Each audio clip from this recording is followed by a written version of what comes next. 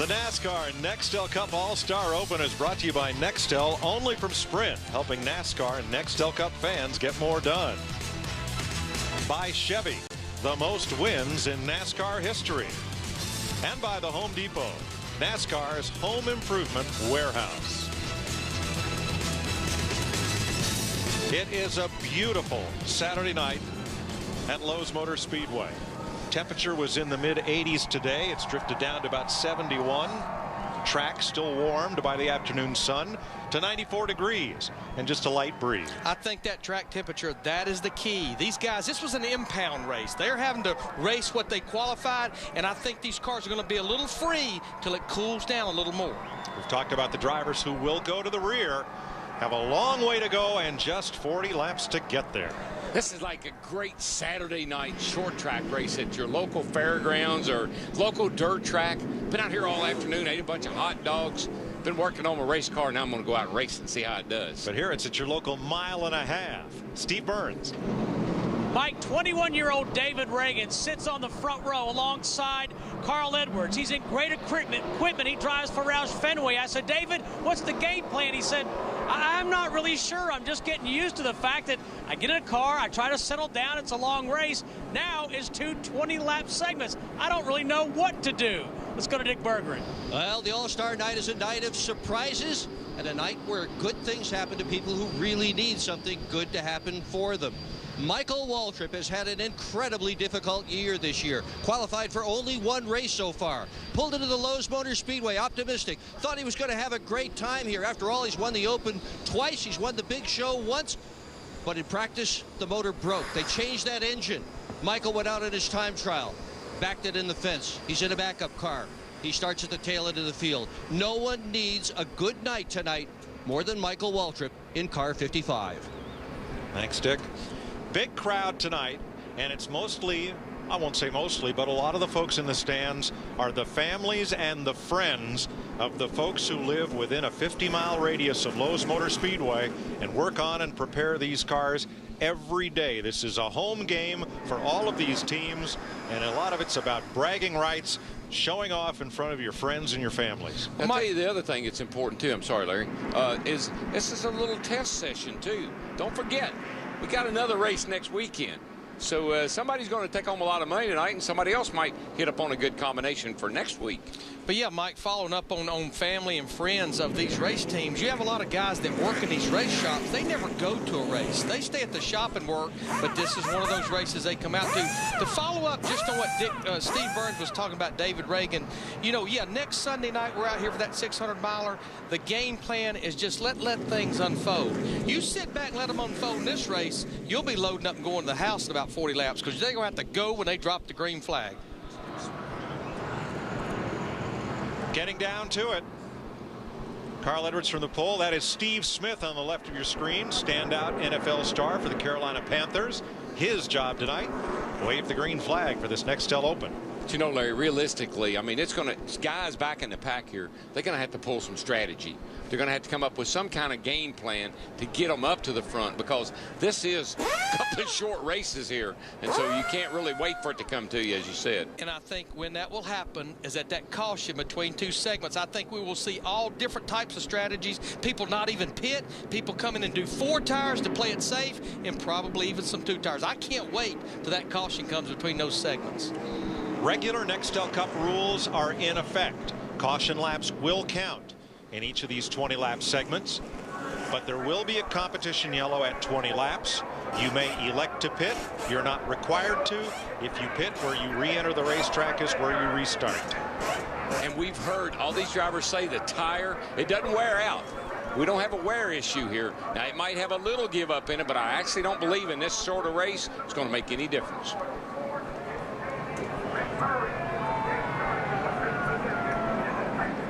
One to go this time by.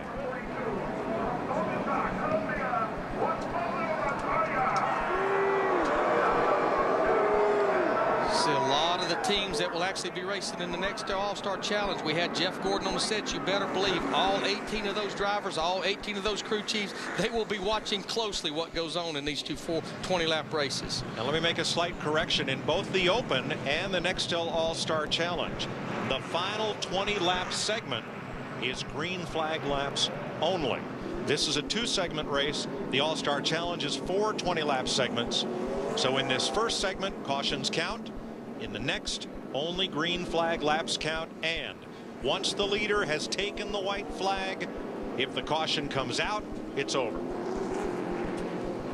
No overdrive tonight once they take the white flag.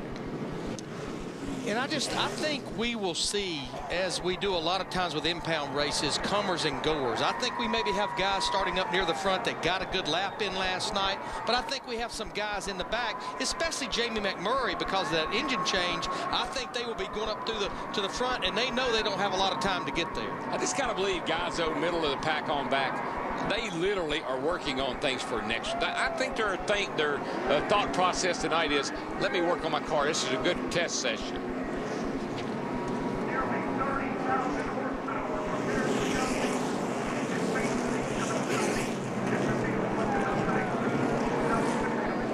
Field in sunlight in turn 3, turn 2 in the backstretch. They move into shade when we run the All-Star Challenge tonight. It'll be under the lights. And now they address themselves to the start line. The pace car will peel off and will be set to go for the first of 2 20-lap segments. 3 drivers to transfer, 2 from finishing positions, 1 from your vote. Here we go. Green flag, it's on. Carl Edwards got a great jump on that start, and Juan Pablo Montoya looking down underneath Dave Blaney as they go into turn 1 and made the pass. And Darrell, I think Montoya, and he's going to get in the back. Big wreck over there. Gosh, Juan Pablo Montoya, he was just going down through there and really no place to go. I'm not really sure what he was thinking. He just ended up, he got hit again back there. They're still the 21 car of John Wood just tangled with him. Wood, Nemechek, Gilliland, all torn up. Juan Pablo's car is up against the wall back there, torn all to pieces. There's the 84 car. A.J. Allmendinger, he's in trouble. Menard's in trouble. Holy smoly. Well, this didn't take long. No, I was really not surprised, I might say. Joe Nemechek, there's Montoya's car. Darrell talked about him laying up against the backstretch wall. Watch the 42 starting 3rd row inside. First he makes the move on the 22 of Blaney. Forces his way under Blaney, and that's okay, but he goes so much speed into turn 1, gets a little on the apron, and the car just wobbles loose with him, clips the back of David Gilliland, and from there on it's on. And Darrell, you've got a hard tire. They're cold. The air pressures are down. There just probably was no way that car was going to stick down there. We've seen this in qualifying. We've seen it in practice.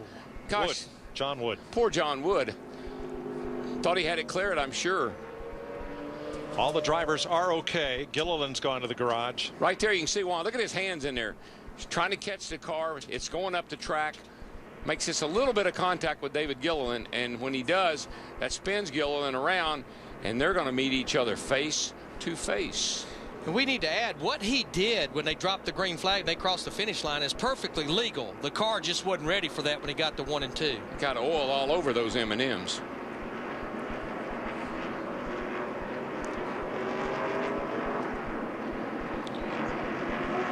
There's Joe. I mean, he's just trying to slip through. Got to remember, they're just coming up to speed. And you also got to remember that everybody's thinking, hey, these guys are wrecking. It's a chance to move up. Yeah, Menard got up into Allmendinger, and then the track's blocked. Can't see. Obviously, you can see all the smoke. Trust me, folks, when you're out there on the racetrack in a race car, you're just driving in the blind. Clean pass to this point by Montoya. I think he got the tires down on the apron a little bit. He was forced low by the pass he put on the 22 car, and that got him sideways, kind of going up the hill.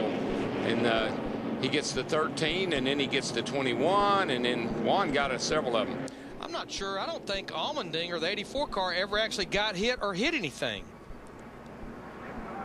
AJ had a great run here last night in the Truck Series, finished 2nd. Boy, look at Mike Bliss there in the 49 car, just sneaking through. Crunch time at Lowe's Motor Speedway. We do not complete a lap without the caution flag coming out in turn 2.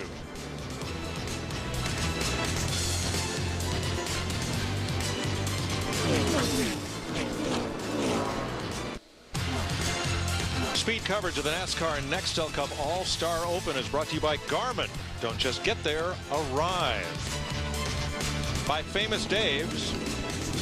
And by True Value. For the right tools, products, and advice, True Value. Start right, start here.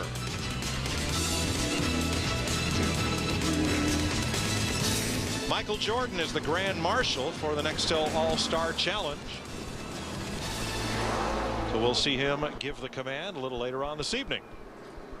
So race enthusiast. I think doesn't he have a motorcycle team of some sorts, a drag team or something like that. I think it is. So he's a big race fan. There's the list of those involved. That's a partial list.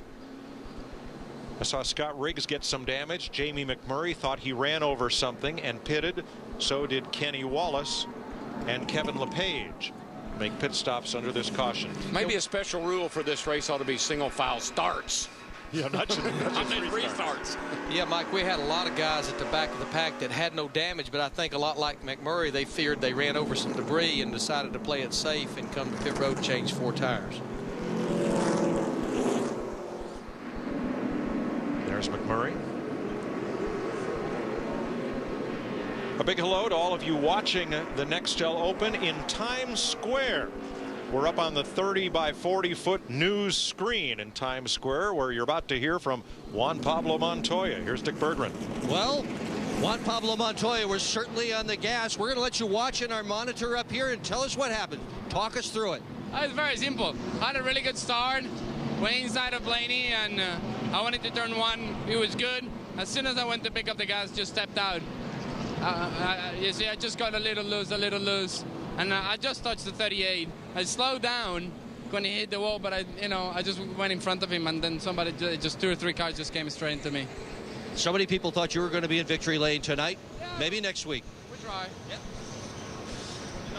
Next week, 600 miles. The Coke 600. You'll see it live on Fox as the ex-IndyCar and Formula One star is done for the night. Kyle Petty there, the 45 car. He was the fan vote 1 year ago that made it in the All-Star Challenge. Back to Dick Berggren. With Paul Menard also just come out of the care center, going to let you take a look at what happened. Well, I had a pretty good view of it. Juan just went 3 wide right away, and these tires are just so hard, you can't be doing that. And he's lost it, and I was loose to begin with, and then Adrian was up next to the wall, and I was kind of in between, and we all just kind of met in the middle. Well, it's always a wild night during All-Star night for sure. Paul, we're glad you're okay. But I think the key there is these tires take a couple of laps. Got to get a little heat in them before they really start to hook up. So you really got to be cautious on these starts and restarts. I think that's why last night we had 4 or 5 cars just flat spun out, even coming to take the green qualifying. Right. I believe I said Scott Riggs was involved, and that last replay showed that he got high up toward the wall, cut left, and missed it all in his Valvoline Dodge. Well, let's try it again. What do you say? 1 to go. Hey, Steve Smith, does he get to wave the green flag again? Why not? His stay would have been short up there if they'd have sent him right after lap 1. He's got the best view in the house, though, up there on the flag stand. He's going to be around Carolina for a while, it looks like. Yeah. Looks like the 55 car is in, and got a little steam coming out of her. I'm sure they had her taped up pretty tight. And of course, remember the very first lap or laps he was trying to make. Actually, see Scott Riggs in the garage area, Mike, the 10 car. Yeah, he may have run over something, but now I see a little damage to the right front sheet metal there. Looks like that's what they're working on, Mike, over on the right side there. So he must have gotten against someone. The rules for this event provide for a double file restart. So Carl Edwards and David Reagan once again, and with a double file restart of cars on the lead lap, no passing until you cross the start finish line. Well, this ought to, let's see if anybody learned anything from that first start. I would hope so, but I just mentioned back to Michael Waltrip, the 55, as well as David Strimmy in the 40, with an impound race wreck in qualifying, they are making the first laps in their backup cars. saving grace for a lot of these guys, real quickly, is the fact that they did test over here for a couple of days, ran more than one car. So a lot of guys are saving a good car for next week. Pretty good decision, I'd say. It is Steve Smith with the flag in hand. He waves it again. Green flag. We're back underway. A little cleaner looking start. Cars are a little bit more orderly this time. Still tightly packed, though, heading to turn one. Edwards jumps out first. Blaney has Reagan on the outside. He got blocked up a little bit down on the bottom by the 88 car, Ricky Rudd. I'll tell you one thing, the guy that didn't waste any time in checking out, though, is Carl Edwards. But here comes that 6 car of David Reagan, right back up on his bumper, got off at turn 4. Great. Oh, we got almost 3 wide as Sterling Marlin is squeezed in the middle, and Marlin just got squeezed by 3 cars on the inside and 3 on the outside, and they all made it through. This like to have been big right here. You're going to see Strimmy in the 40 slide up in front of Elliott just gets Sadler in the loose 19. right there, and just, man, if Elliott had not cut him a little bit of slack right there, we'd have had another big one on the before we completed another lap. That's probably the only give and take you'll see tonight. Saved yourself. Strimmy had a wreck yesterday in qualifying and did not want to go 0 for 2. Right now, Carl Edwards and David Oh, Reagan, there we go. his Got teammate. one around in turn 2. Mike Bliss gets turned off of Jeff Green's bumper. Contact over there. Looks like, oops. Bam. Oh, for Pete's sake. Boris said in the 37 car, just could not get woed up, I assume. All right, that's Mike Bliss. And there's Boris said, the Huddle House Dodge. Bliss racing for the Paralyzed Veterans of America. And I think his 49 gets turned by Jeff Green's. No, 66. he Nope, got up loose. He goes. Sorry. He got loose, and certainly Jeff got into him, but not. He didn't cause him to get loose. Nope. Strimmy slips by again. Now here's where poor Boris said the car's coming down the hill, and he's already committed to the bottom. And right back up in the racetrack, and there he is. Nowhere for Boris to go. But I think you're right. Mike Bliss got loose, jumped out of the throttle. Jeff Green's in the throttle. Nothing Jeff could really do. He made minor contact, but that was after the 49 had already gotten real bad loose. Right. Jeff does a good job of turning under him. Boy, Allmendinger still in the gas, gets by on the high side, and Boris said does Boris was not sure if the 49 was going to go back out into the racetrack. Both drivers are out of their cars and okay. See that? You see the 49 wiggle. And walked up the racetrack. Right up in front of Jeff Green. But here's where Boris, you watch the 49, it goes down the hill, and it looks like, well, it's going to stay there, and then all of a sudden it comes back up right there. And, Darrell, I'm not sure anybody would have made a different decision than what Boris made right there. Just remember, folks, traveling at 160 miles an hour, you don't get but one chance. I think the 2 smartest fellas here are Kevin LePage and Kenny Wallace. They stopped.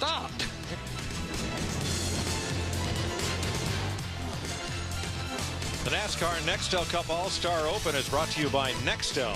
Only from Sprint, helping NASCAR Nextel fans get more done.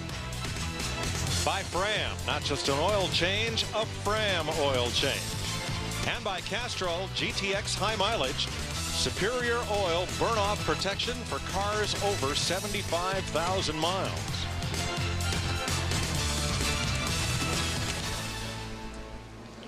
Well, you know what? One to go again. One to go again? One to go again. And there wasn't quite as many as there was a minute ago. Steve. Hey, Mike, 21-year-old David Reagan doing a good job early in this race. He just told his veteran crew chief, Jimmy Fennick, his car's just a little bit tight when I drive up off the corners. Jimmy Fennick giving him veteran advice, saying, hey, just take care of your equipment. You're top 2 right now. Save your race car until the end. Only the first 2 finishers transfer, plus the highest voted driver, as long as that finishes on the lead lap. Kenny Wallace had a big campaign, including a website, to try and get him voted in. Other drivers had campaigns as well. You know, just first indication, it looks like it may be a battle between those top 3 cars for these top 2 positions. But then you've got Ricky Rudd back there in 4th, Martin Truex Jr. in 5th, Reed Sorensen in 6th. I believe those 2 Roush cars, though, Larry, I mean, just watching Carl Edwards, how he shoots out there. Reagan seems to have a car that's equal to his, but they're probably the 2 best cars right now. 13 laps complete, 8 cars out of the race. As we get set for the restart, and for the 3rd time tonight, Edwards and his teammate, the rookie Reagan, will line up side by side. Sure hope you didn't set up for a long run. It's 7 laps to the competition yellow.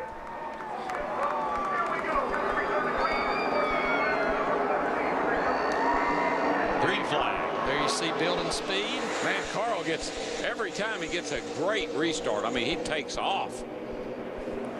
That's going to leave, that's going to let Blaney come in there and get, Blaney walked up the racetrack. Ever so close to Reagan in the 6 car. I'll tell you, David Reagan has really worked that outside groove well on these restarts.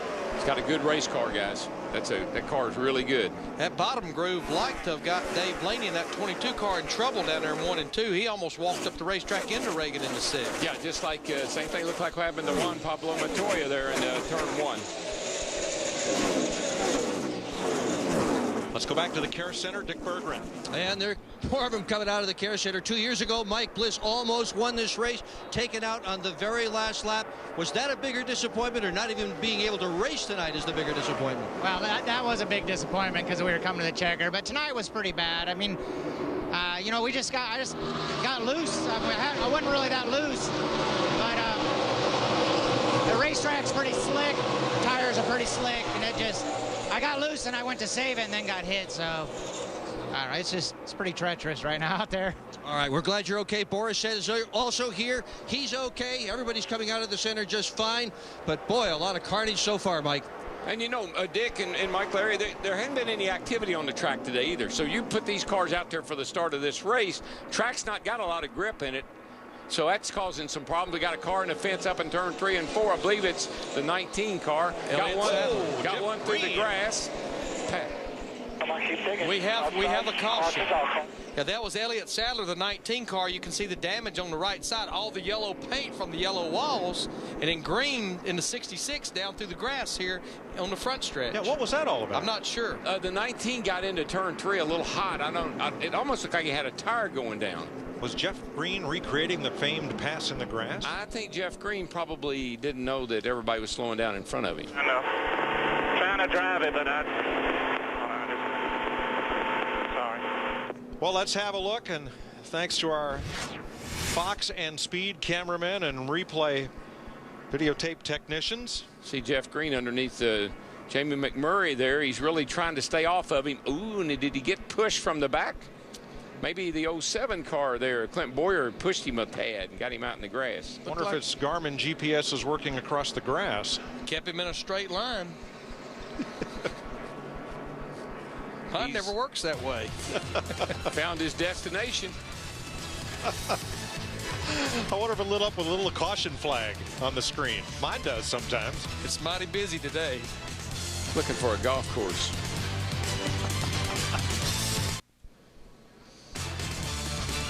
He's looking for debris from that most recent crash. I think he found some through those binoculars.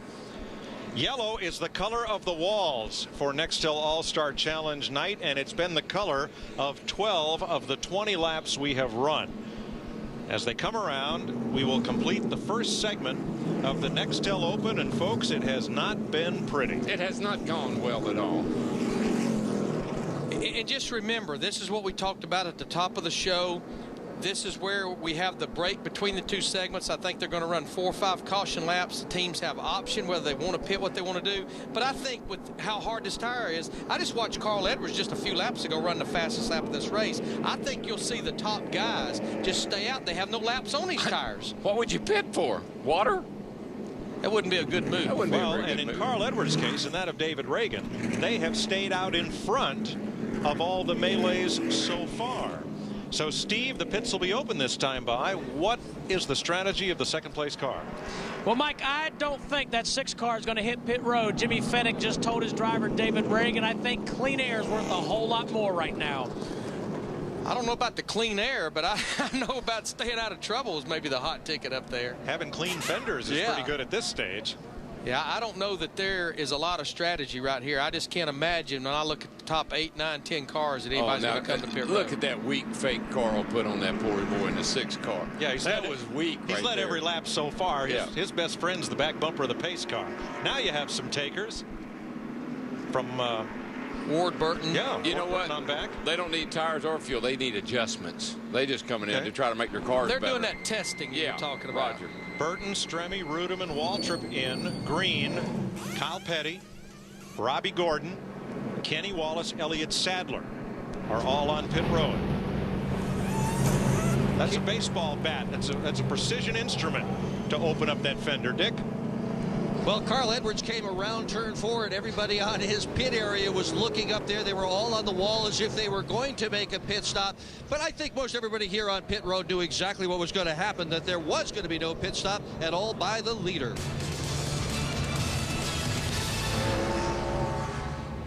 $20 laps to go in the Nextel Open, then the Nextel All-Star Challenge right here on Speed.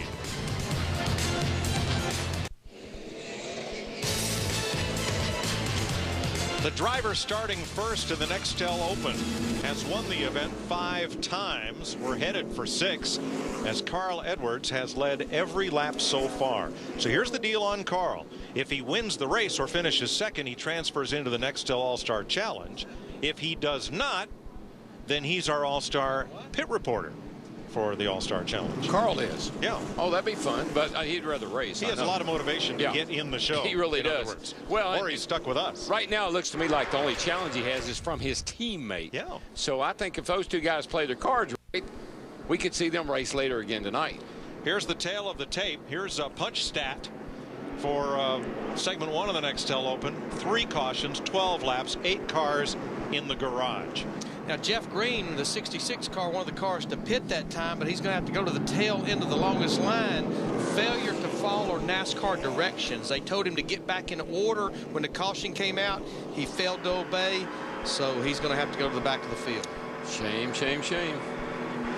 That'll cost him 8 positions. It'll cost him for sure probably an opportunity to get to move on to the All-Star Challenge. Send him to timeout. 20 laps. Green flag laps only count. Green flag, and Edwards spun the tires, but still got a good jump. But it stacked the entire inside line up. They were starting to jack each other up off the racetrack. Boy, I tell you what, all of a sudden we got a new player, guys. The one car there. Oh, Reagan! And around goes Reagan, and oh my goodness. I think Reed Sorensen in the 41 caution will fly. I think he may have got a little bit of Reed Sorensen in the 41 car as he tried to squeeze. I don't know, Larry. I'm not sure if he did or not. Keep rolling here if you can. 41 squeezed through there. I know that. Coming to you guys. So we're under caution. Yeah, my understanding is this lap does not count. There's the damage on Reed Sorensen. Yeah. Big move by Martin Truex. Now remember how NASCAR scores at caution flags. When the caution waves, they revert back to the last scoring loop crossed by these cars, so Truex will hold on to second spot. Watch the 6. Same place over there. We've seen some action already. Just gets loose with that one car on the outside. Just sucks him around, and the 41 almost squeezed through, but didn't quite make it. And Darrell, I think you heard him tell Jimmy Finning he was real loose on the bottom, and as you mentioned, that car up there on the outside, it just pulls it around. David Reagan with a good bit of damage here. Had a good race car. Oh, and Reed Sorensen, that was no light hit. Reed almost squeezed through there, but just didn't quite make it. You can see he hit him with the left front fender just a little bit. He's going to limp around to pit road. So Martin Truex Jr., the Busch Series champion, will go to second place. And Dick, he has at least one member on his team who is no stranger to bright lights and big games. Indeed, Mike. The men who go over the wall on pit stops are all in remarkable shape. In addition to regular weekly pit practice, they are on workout schedules developed especially for their pit stop jobs. Several of these are athletes from other sports. Jeff Carr jacks Martin Truex's car. At 6'4" and 235, he is in incredible shape, able to bench over 350 pounds. He played for East Carolina University, where a coach called him the heart and soul of defense. In 2006, he won the individual award as the best jackman in Nextel All-Star competition. The former Cleveland Browns inside linebacker does personal training for others. Former pro wrestler Mike Houston goes over the wall for Jeff Gordon. He's 6'2" and weighs a solid 310. Yikes. But I think that's the movement we're seeing with these pit crews. They're no longer just the mechanics working on the race car. They're athletes that their main deal with the race team is the pit crew. Mark that down, Larry, what team those guys are on, because I don't want them to get mad at me about anything. We don't want to say anything bad about their pit stops. Write that down. Well, Jimmy Elledge fared a little better in the crew chief race earlier, the Cobalt Tools Crew Chief Challenge, than Reed Sorensen is right now. Sorensen was an interested observer then, as he is at the moment. He can just watch the crew as they try to effect repairs and get him back out there. Now let's show you again what happened to the 41 as Sorensen tried to drive through a spinning David Reagan. There's the target car about to be the bullseye. I tell you, he did a great job, though. I mean, he could have panicked right here and gotten himself in big trouble. That's a really light contact, knocked the back fascia off of the 6 car, did minor damage to his car, but enough to put him in the pits. It was about the only choice he had. Oh yeah, he's lucky he didn't get pinned in there and just tore the car all to pieces. Up, 1 to go. You know what's interesting, guys? I think all of these teams anticipated this race would already be well over. And this track is really cooling down. When it cools down, it's gaining a lot of grip. I think we're really going to start to see the speeds climb up there, and cars that were loose, they will start getting better. I think that's what's happened to Martin Truex Jr., the 1 car. I tell you what, the way he went around the 6 car on the outside down here on that last restart, I would be Carl Edwards. I'd be a little bit worried about him because he's got a fast car. Tonight's aerial coverage is brought to you by Ginn Properties and Resorts. Jeff Vaughn is our cameraman in the Ginn Resorts blimp. And look who's piloting. Oh, I thought he was in the blimp. No, I tried to fool you just a little. That was a great camera shot. Piloting from the pit box. I know he can jump that high, but I didn't know if that's how he got up there or not. I think that was Tony Rain's pit box. I'm not positive. We'll see. Could be Jimmy Johnson's. There you go. Smart move. Yeah, Robert Niblock, the head of Lowe's, right there alongside MJ. Well, shall we try this again? Well, these most exciting part of all this racing so far has been the starts and restarts. Well, then let's have at it one more time. Can Martin Truex score a win here for Dale Earnhardt Incorporated? Carl Edwards has some competition as we take the green flag again. Now, Truex spun the tires that time, and that opened the door for Blaney. I don't think Blaney can get there, but he might be able to. Boy, Truex gets a launch on the top side. But Blaney's fighting back on the bottom of the 22, but Truex will clear him down the back straightaway. Tell you, got to be impressed with that 22 car of Dave Blaney. For the Toyota camp, he has carried the banner almost every week. And Darrell, his car just flew through the middle of turn 3 and 4 right there, picked that throttle up, and he was able to stay in it. Well, you know, he won a Busch race over here. Wasn't it last year that he won over here in the Busch Series? So he obviously knows how to get around this joint and must like it. It's a 3-horse race. Edwards, Truex, and Blaney. Ford, Chevy, Toyota. And then there's a little storm of brewing back behind them back here. Let's check with Steve. Mike with David Reagan. And David, we heard you dejectedly tell your team just got too loose on the bottom. What happened? Yeah, you know, I should have learned my lesson the first couple of runs. The car was pretty good on the outside, and you know, I feel like we just you know, kind of gave this one away. Jimmy Finning, everybody prepared a great race car for tonight, and I feel like I let them down. You know, I just having a good time out there. The car was pretty fast, and just trying to race the one you know, too hard there, and got loose and couldn't hang on. But I feel like let these guys down. We'll have to rebound next week. See you then. David Rudiman has come to pit road. His chance to win. The Nextel Open is over. Right rear tire down, I believe, is his problem.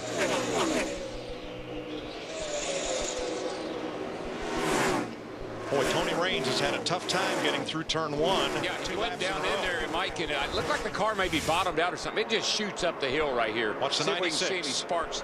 See right there. Just took off. Wow. Good thing nobody was on the outside of him, or we'd have had another restart.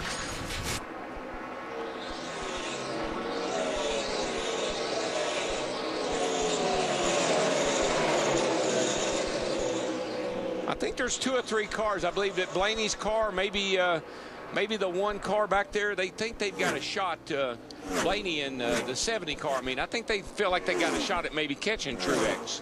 But I think right now, Martin Truex Jr., the 1 car, all he needs to worry about is that 22 car behind him. Don't worry about Carl Edwards because the top 2 transfers to the challenge. The car that's really on the move is the 70 car right there, Larry. I've been watching him. I don't know if he's going to have enough time to get up there to get after the one, but he's got a fast car. Johnny Sauter's number 70 just moved into 4th place. Here's Dick. Well, Carl Edwards in the lead has complained that his car is tighter. The guy that's trying to catch him, Martin Truex, said his car is getting tighter as he goes on. So neither the 1st nor 2nd place drivers are content with the behavior of their race car in the corner. And Darrell, we've been talking about test sessions. The great thing for those 2 guys is they can adjust those race cars when they transfer to the All-Star Challenge should they stay 1 and 2. And the way Carl's car is running right now, Larry, I mean, a minor adjustment on that race car, and I'd be watching him. I put some money on him. Well, they may be complaining, but they are, on the lap chart, the 2 fastest cars on the racetrack right now. And pulling away from Dave Blaney, Johnny Sauter, and Ricky Rudd. Side by side for 8th, Sterling Marlin, whose Pep Boys Chevy dropped back at the start, trying to regain a bit of ground here. But I've been watching McMurray in that 26 car. He has had his hands full with that thing. 13th place, A.J. Allmendinger, sparks flying as he tries to hold off Jeff Green. And you know, when I look at A.J. Allmendinger, the best thing that's happening here is making laps. This is his first start at Lowe's Motor Speedway, so he's logging these laps, getting ready for that 400-lap, 600-mile race next week. And Larry, you know, he drives our truck, and last night he finished 2nd here in the truck race, and I could not believe the difference in attitude and feedback that he was giving the team versus the first few races that he drove. So he is catching on quickly.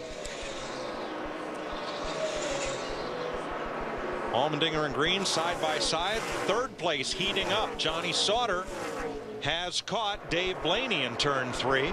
Biggest thing Johnny Sauter will need is a caution flag. I think that's the only way he's going to catch up in that 70. He's got the car to do it, though, Larry. I've been watching that thing, and it cuts off at turn 4 underneath people better than anybody I've seen tonight. There you see his crew chief, Booty Barker, up here in the booth with you guys for the Cobalt crew chief race. Booty Barker says, "Attaboy, we need a caution now because we only have 11 laps to go." I thought they might get one from Allmendinger, whose car is slow in turn 4, but AJ is going to make it back to the pits. There will be no caution.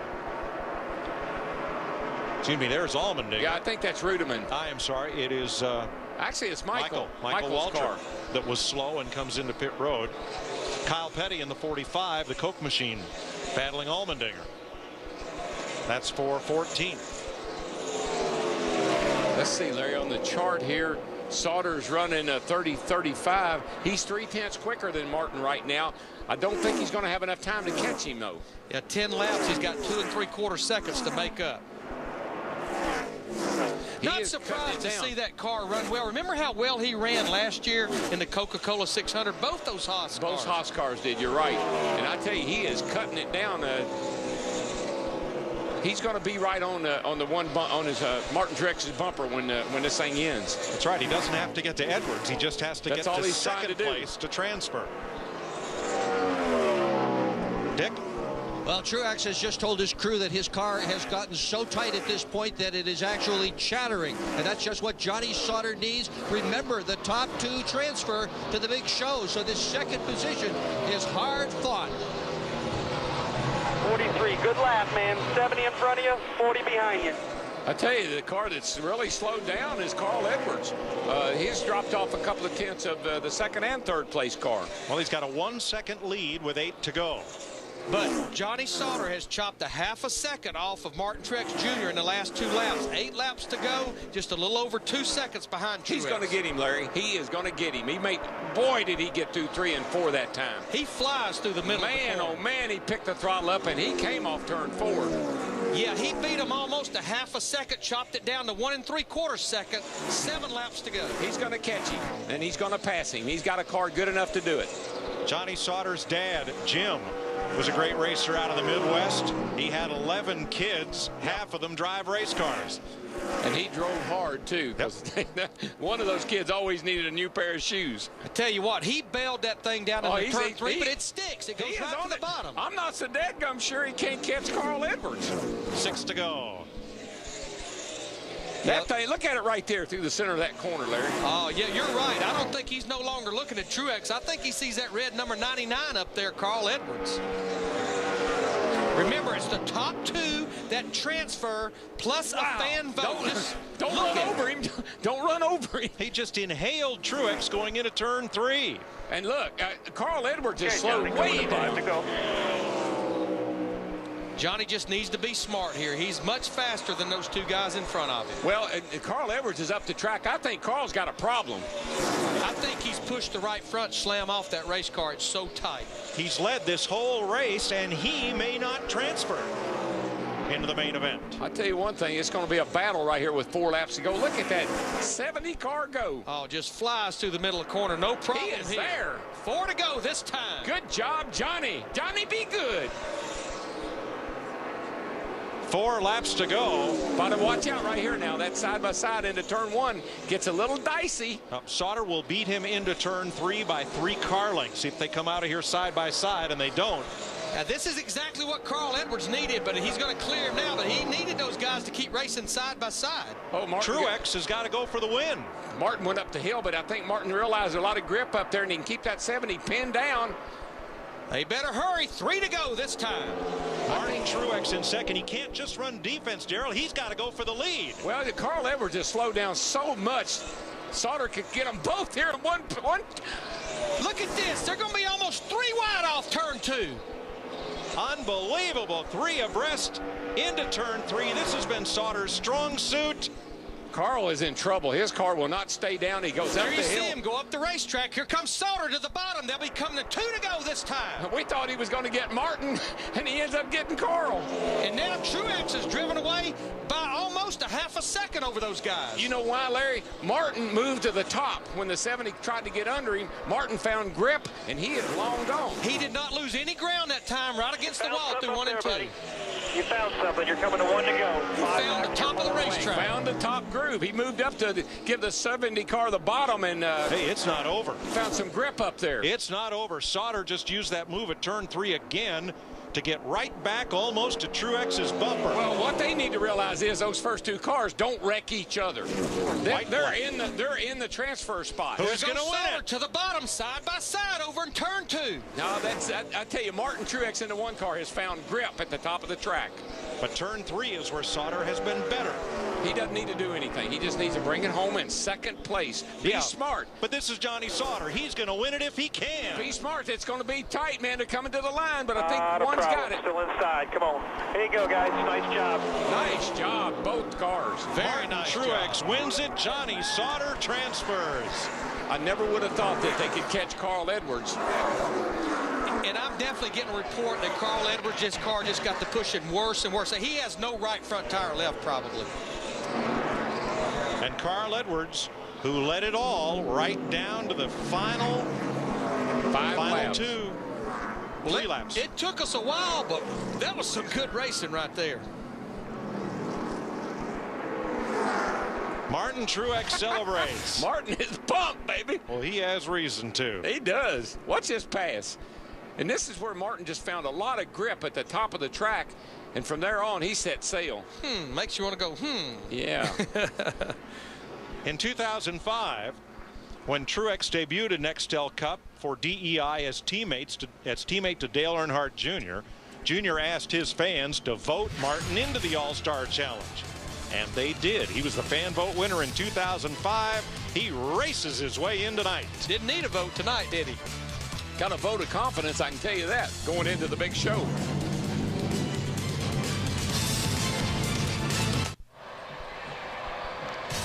Welcome back to Speed's coverage of the All-Star Challenge. Well, it took us a while to get started, but boy, was it worth the wait. Chris Devoda here overlooking the front stretch along with Jeff Hammond. And Jeff, you know, it's Martin Truex, Johnny Sauter, they move on, and whoa, what a finish. What a finish. I mean, you think about the fact that the 70 car, as well as Martin Truex Jr., the winner, they started way back in the field. They weren't up on the front like Carl Edwards was, and I think we learned something. You can run the right front off of one of these cars, and guys who've got their chassis working like we've already seen, the 1 and the 70, better watch them this next round. Well, success is sweet, but it's also short. They have to get ready for another race. But let's head down to Dick Berggren for the winner interview. Well, Martin Truex has already told his crew what needs to be done to the car. It is loosen it up, because that thing was so tight. How did you win the race with a car that tight? You know, I thought at any time I could hit the wall or blow right front. I just kept turning the wheel, and every time it pushed, I just mat it and hope that it would turn. And it was getting worse and worse and worse. In a couple more laps, we were going to be in big trouble. The only chance I had was to get to the top groove and get around Carl, because Johnny Sauter was really coming. And if I didn't get around Carl, then Johnny would have got by both of us. So awesome race. Good job by my crew. We were kind of guessing on the setup. We were real loose yesterday, and who knows? We're an all-star race, man. It's awesome. We'll see if we can get that thing fixed up and have something for him later on. Congratulations to his first ever Nextel Cup win. Steve. Dick, Johnny Sauter started 20th, marched up to the front there at the close. And Johnny, I heard you say as you crossed the start-finish line, I don't know where to go from here. Yeah, to be honest with you, I didn't think we could really do this. The car was very, very loose all weekend, and we tested this car, and it was very, very loose. And Booty told me it was going to be okay, and I condemned it. So I'm just very, very happy with the yellow Monte Carlo. It's unbelievable. I thought I had Truex, and the 99 got really loose. He was obviously very loose at the end, and I lost a little momentum. But for the most part, I'm just tickled to death. Everything's good. All right, good job, Johnny. And Krista, he said, the other thing he said to Booty, I don't think we want to make any changes. And crew chief Booty Barker told me earlier this week he's finished second in this thing 3 times. Second never moved on. Now it finally does. Our rock and roll night is just getting started, and the heavy metal music is next. Keep out the Aquanet, because we are going big, and we're doing it right here. The All-Star Challenge next on Speed. Back on Speed, and it's a picture-perfect night for All-Star Racing. The Nextel All-Star Challenge, and we now know 2 of the 3 who will move on into that race. The dash for cash, checkers or wreckers, won what you brung. No matter what you call it, this is intense. Jeff Hammond, let's take a look at the highlights. There's Steve Smith, Carolina Panthers receiver, waving the green flag. Yeah, Kristen, right there on lap 1, we don't even get started very well, and Juan Pablo Montoya gets up into David Gilliland in the 38, and when everything is all said and done, we've got 6 cars headed for the garage area before the end of lap 1. I know, we had cautions often. We had them early. Here is the second caution. Mike Bliss, you see him spinning around. He almost won this thing a couple years ago. It would not be his night tonight. And oh, Boris said, the wrong place at the wrong time. He says, hey, set heads, don't worry. I'm all right. Then on lap 18, the 66 car of Jeff Green gets off course, and because of that, Elliott Sadler also got in the wall. That took both those guys out of contention. And there you see David Reagan in the 6 spinning around, and Reed Sorensen gets a little bit of that on his front end. But then the race has really picked up there, Krista. You see right there, Martin Truex got an opportunity. He passed early leader 99 Carl Edwards, followed right there by Johnny Sauter, but the passing wasn't done. I know, and look at this finish. I mean, first and second move on. There you see Martin Truex, Johnny Sauter trying to catch up. He will not do so. Martin Truex wins his first Nextel Open, but it's okay because Johnny Sauter is moving on as well. So 2 drivers moving into the All-Star Challenge. Both those guys right there showed a lot of composure. The cars worked like they needed to when it counted. I mean, everybody had problems, but those 2 guys made the most out of it as far as getting the wins and finishing second. And we saw those yellows early. It's like we had to wait it out, but that was a great finish. And if that is anything for what we have in store coming up next. Well, you said something about a powder keg. I did. And it erupted right on the first lap. I mean, things are going to get bigger and badder as we go along. I know, it is going to be wild, that's for sure. There you see our All-Stars. These are the guys who are in the All-Star Challenge getting ready for driver and team introductions. The energy is just about to blow. It's the Nextel All-Star Challenge, and you're watching it live on Speed. The Nextel All-Star Challenge. You know, Major League Baseball's All-Star event on the ballot. 4 Johnsons, a Gordon, a Stewart, a Martin, and a Burns. I don't think it's Steve Burns, but we have our own, and we have all of those guys and more. They are getting ready for the big driver introductions. Welcome back to Speed's exclusive coverage of the Nextel All-Star Challenge. It's the first time this great event has been seen right here on Speed. Jeff? Oh, I'm telling you right now, you talk about excitement. You can look at those crews' faces right now, Krista, and you can definitely tell they're excited about being up there on that grandstand right now, ready to go. All right, well, let's go down for driver introductions with our very own John Roberts.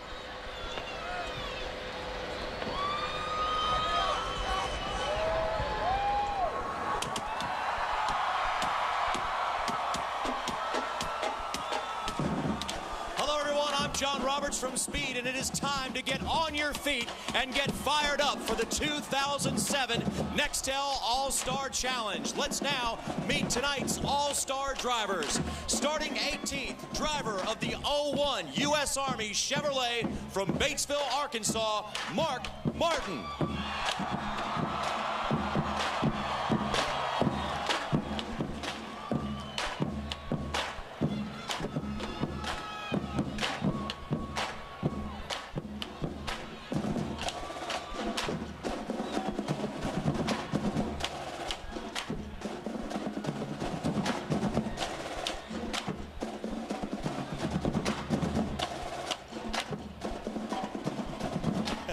We know Mark Martin's here somewhere. We're going to get him out here.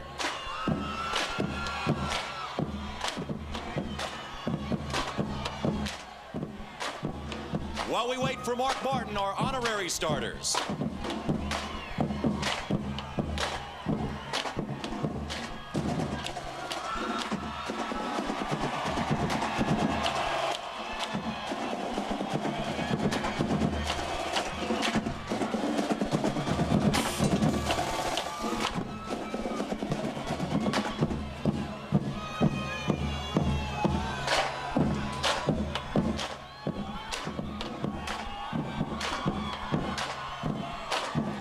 Starting 17th, driver of the number 20 Home Depot Chevrolet, two-time Nextel Cup champion, Tony Stewart.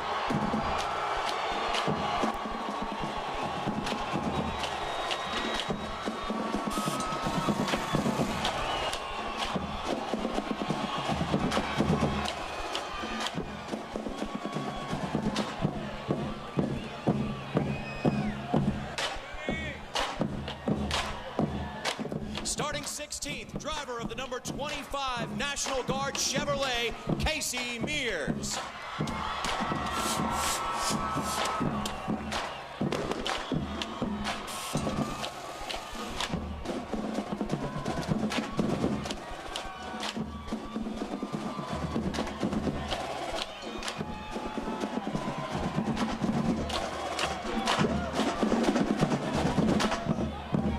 Starting 15th, driver of the number 43 Cheerios Dodge 2000 NASCAR champion, Bobby Labonte.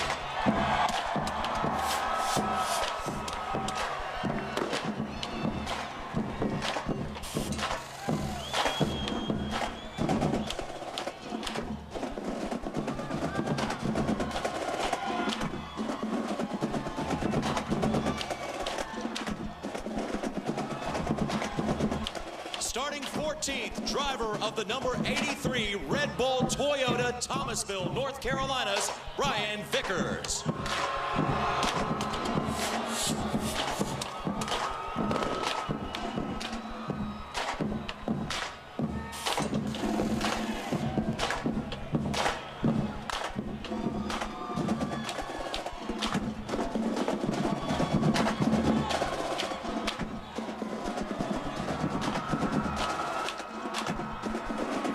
Starting 13th, driver of the number 44 UPS Toyota 1999 Series champion, Dale Jarrett.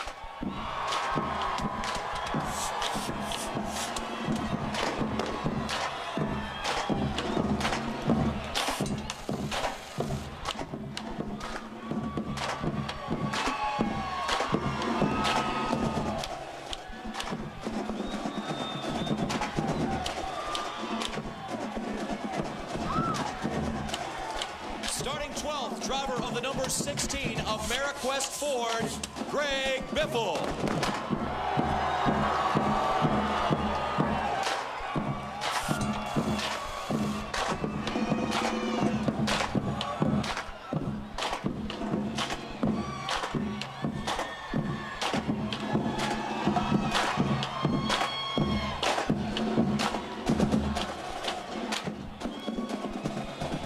Starting 11th, driver of the number 9 UAW Dodge Dealers Dodge, Casey Kane.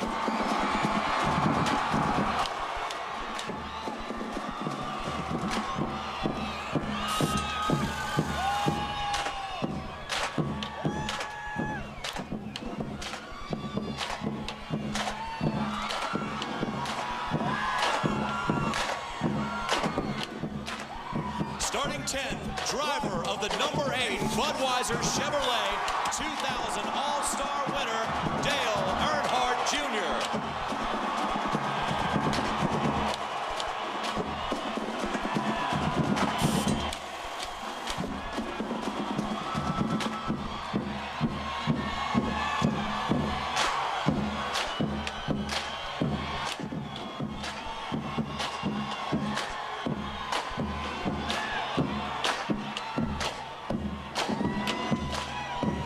Starting 9th, driver of the number 11 FedEx Chevy Chesterfield, Virginia's Denny Hamlin.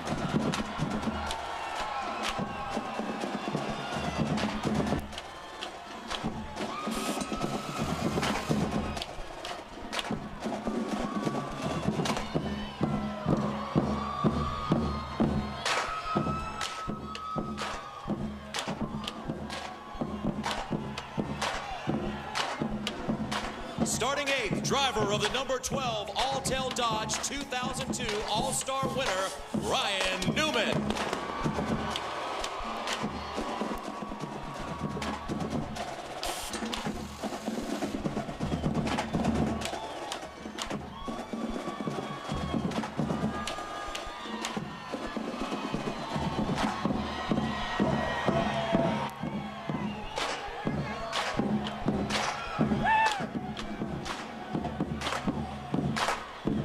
Starting 7th, driver of the number 24 DuPont Chevrolet 4-time series champion, Jeff Gordon.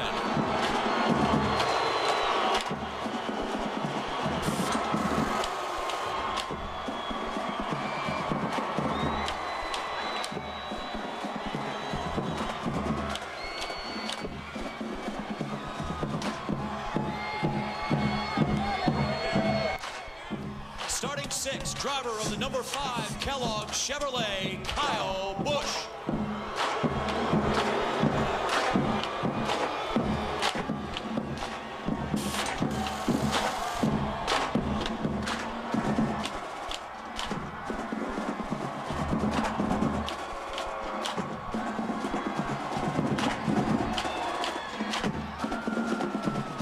Starting 5th, driver of the number 31 AT&T Chevrolet, South Boston, Virginia's Jeff Burton.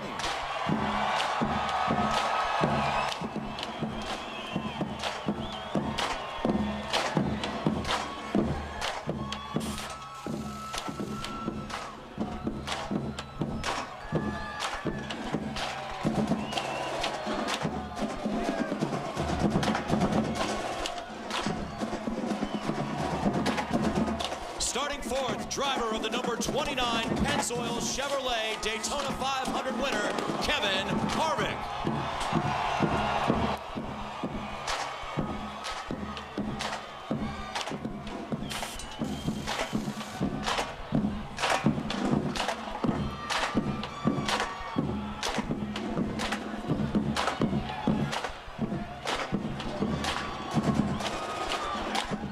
Starting 3rd, driver of the number 2 Miller Lite Dodge from Las Vegas, Nevada, Kurt Busch.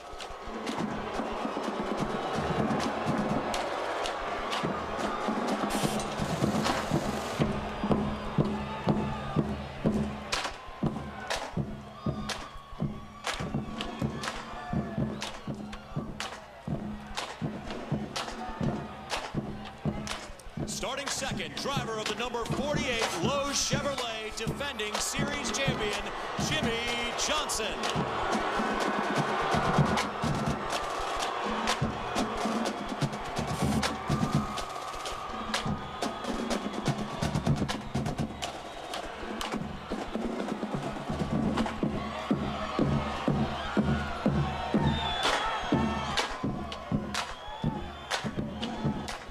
Your pole sitter for tonight's All All-Star race, driver of the number 17 DeWalt Ford, Matt Kenseth.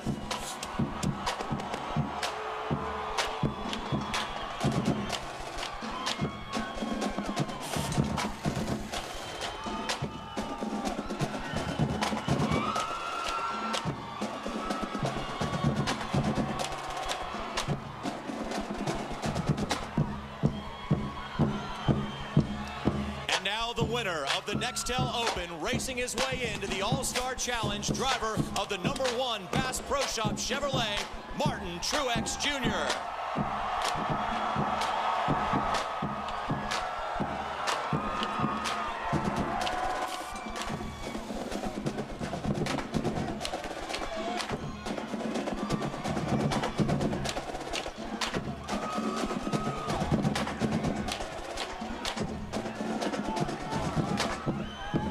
Also racing his way into tonight's All-Star event, driver of the number 70 yellow Chevrolet, second place finisher, the Nextel Open, Johnny Sauter.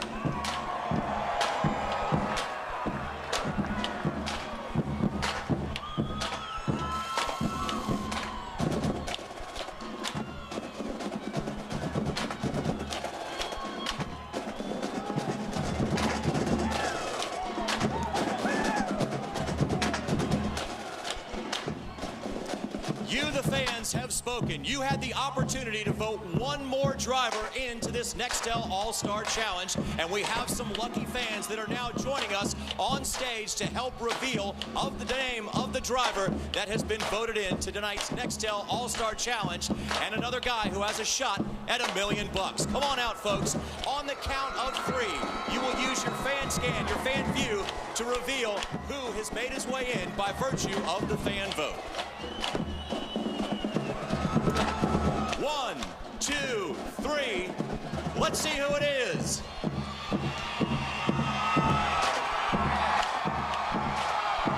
Ladies and gentlemen, Kenny Wallace, by popular vote, is in the Nextel All-Star Challenge. Thank you very much. I want to thank my wife. I want to thank all you fans. I'm going to drive my heart out for all of you tonight. Thank you.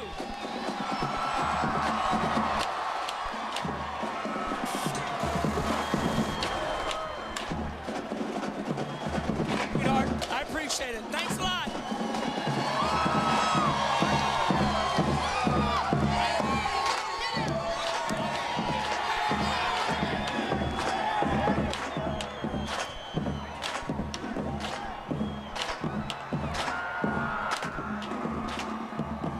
We also want to introduce to you the honorary starter for tonight, tonight's CFO, Chief of Flag Operations, Jerry Brandon. And also tonight's Grand Marshal, NBA legend, Michael Jordan.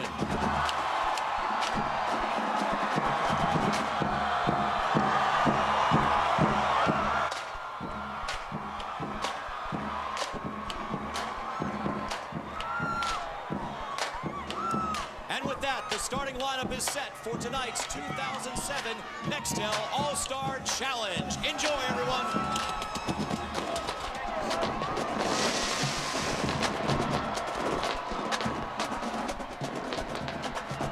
The field is set, and now we know the 21 drivers who will be racing for you and for $1 million tonight. Of course, this night also all about the crews. They get their names announced, and they get to walk across the stage. That's the exciting part for them. It's the big exciting part right there. A huge crowd here. Get a chance to walk out in front of all these people and have a chance to have yourself recognized as an all-star. And I can't believe they gave Kenny Wallace the mic. I'm just glad we got it back so we could get the show back. That was scary, very scary right there. A lot of money out there right now. Almost $12,000 per lap. All right, I'm just glad the drum lines guys didn't have their arms fall off. Opening ceremonies and the green flag. We can't wait, and we don't have too much longer, because the All-Star Challenge, you're going to see it right here, straight ahead on Speed.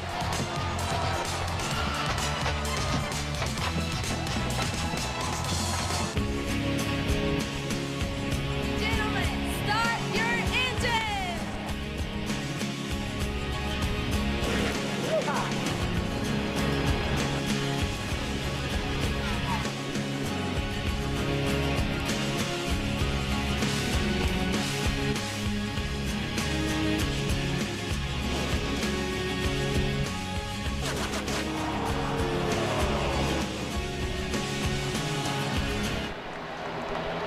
And that's what we've already seen tonight, and we're just getting started. The sun has set, the moon is out, and could be a wild night for All-Star Racing.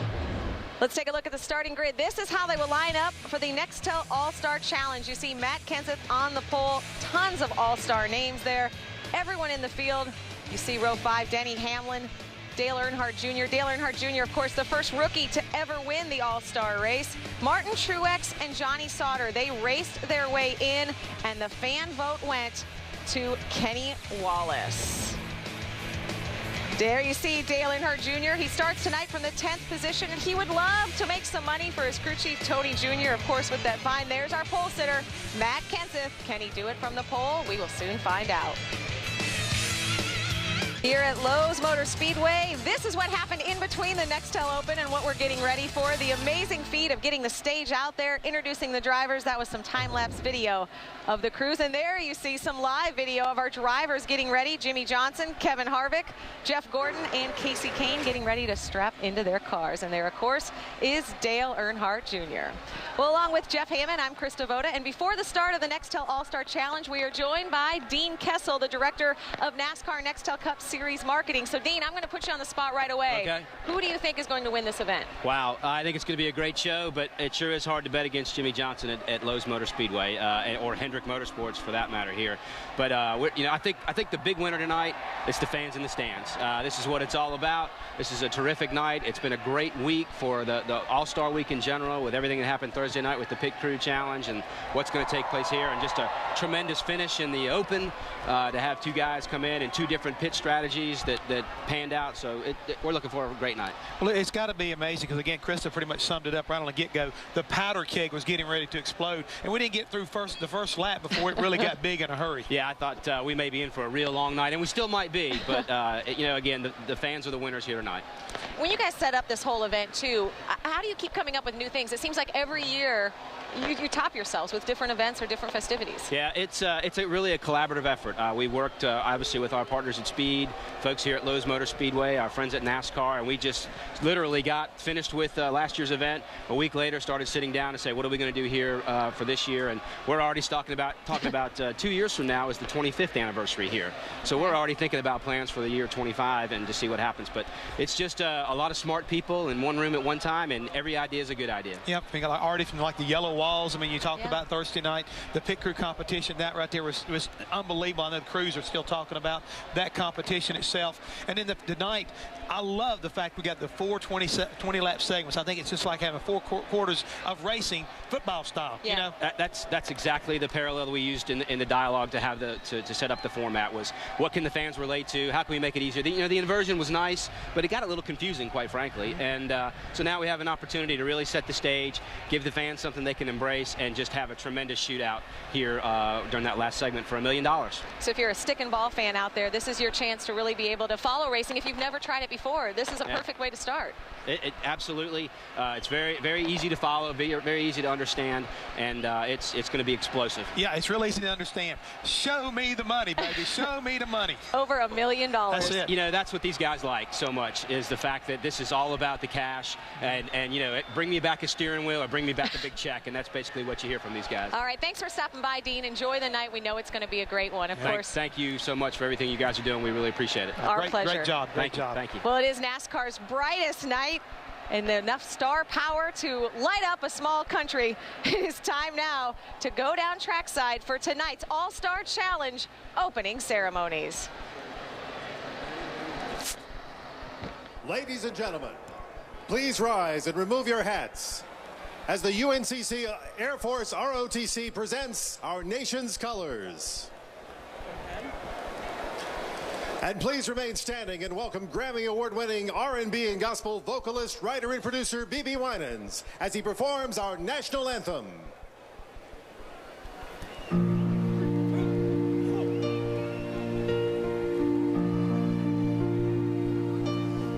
Oh, say, can you see by the dawn's early light what so proudly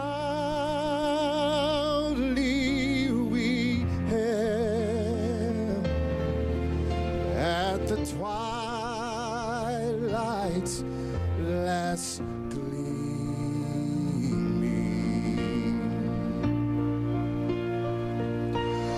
whose broad stripes and bright stars through the perilous fight, o'er the ramparts we watched, were so gallantly streaming,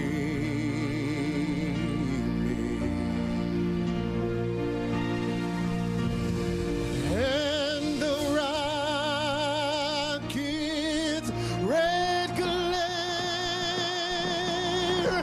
the bombs bursting in air, gave proof through the night, and our flag was still there. Oh, say does that star-spangled banner yet wave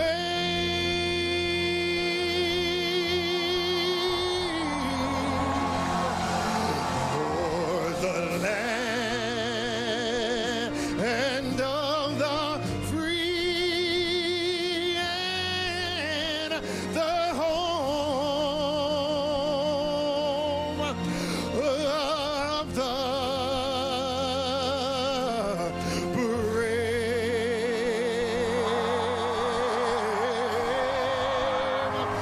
home of the brave.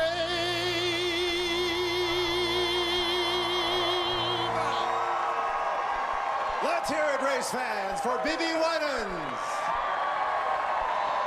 I don't know if it was that rendition of the national anthem or because we're about to go all-star racing, but I have goosebumps. I cannot wait for this race to get started. You know, in the history of the All-Star Challenge, some of these guys have been involved in some amazing moments. We've also seen some great moments tonight. What will we see in the next 20 laps, and the next 20 laps, and the next 20 after that? We're about to get started. Of course, the All-Star Challenge events, some of those great moments have come from our own Darrell Waltrip. Win or go home. Drivers like this race, trophy dashes. That's what makes it so exciting. Darrell Waltrip, a hand in the air, a wave to the crowd of 100,000 plus. He blows up. What a Hollywood ending. The motor blew right when it took the checker. It blew all to pieces. Darrell Waltrip in the fourth corner now. Wallace comes down low again. He puts the tire. Waltrip loses it as they turn. Waltrip spins it backwards across the grass as they come to the white flag. No! Quite a fight broke out just outside. And it'll be the finish. Everybody was waiting for it. They crashed past the finish line. And Davey Allison is in a shower of sparks. Lookity, lookity, lookity. Let's go all-star racing, boys!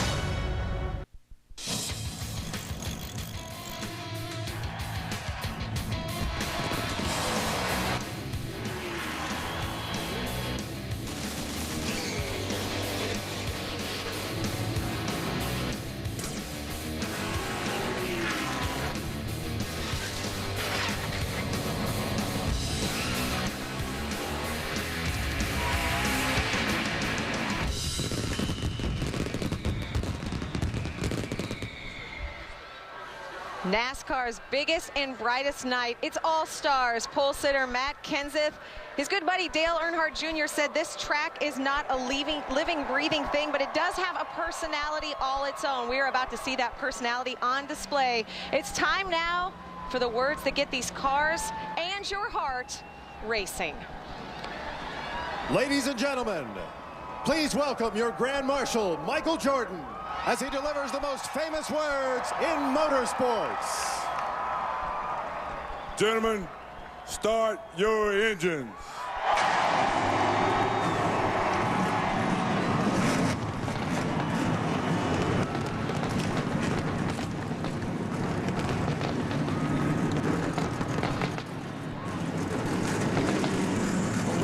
thing is big when you've got Michael Jordan, Air Jordan himself, giving the command. The drivers in their cars, they are ready to go. There he is. Number 23, of course, a lot of numbers on display on the cars tonight. But, of course, the big number, of course, is $1 million, the $1 million check. Jeff Hammond, here's how we get started. This is the Chevy race format. What are we in for? This right here, my friends, is like this. This is the main course. 4 20-lap segments. Green and yellow flag laps count during segments 1 and 3, but during the green flag laps only count during segment 4. So, I mean, a lot of interesting segments right here. There's going to be some strategy playing out. You said it, $1 million. I told you earlier, per lap is $12,769 for somebody to take home tonight. I cannot even imagine. We've also been talking about, in order to get to that point, you have to set yourself up. You've got to play defense to get to offense. A little bit of football analogy, right?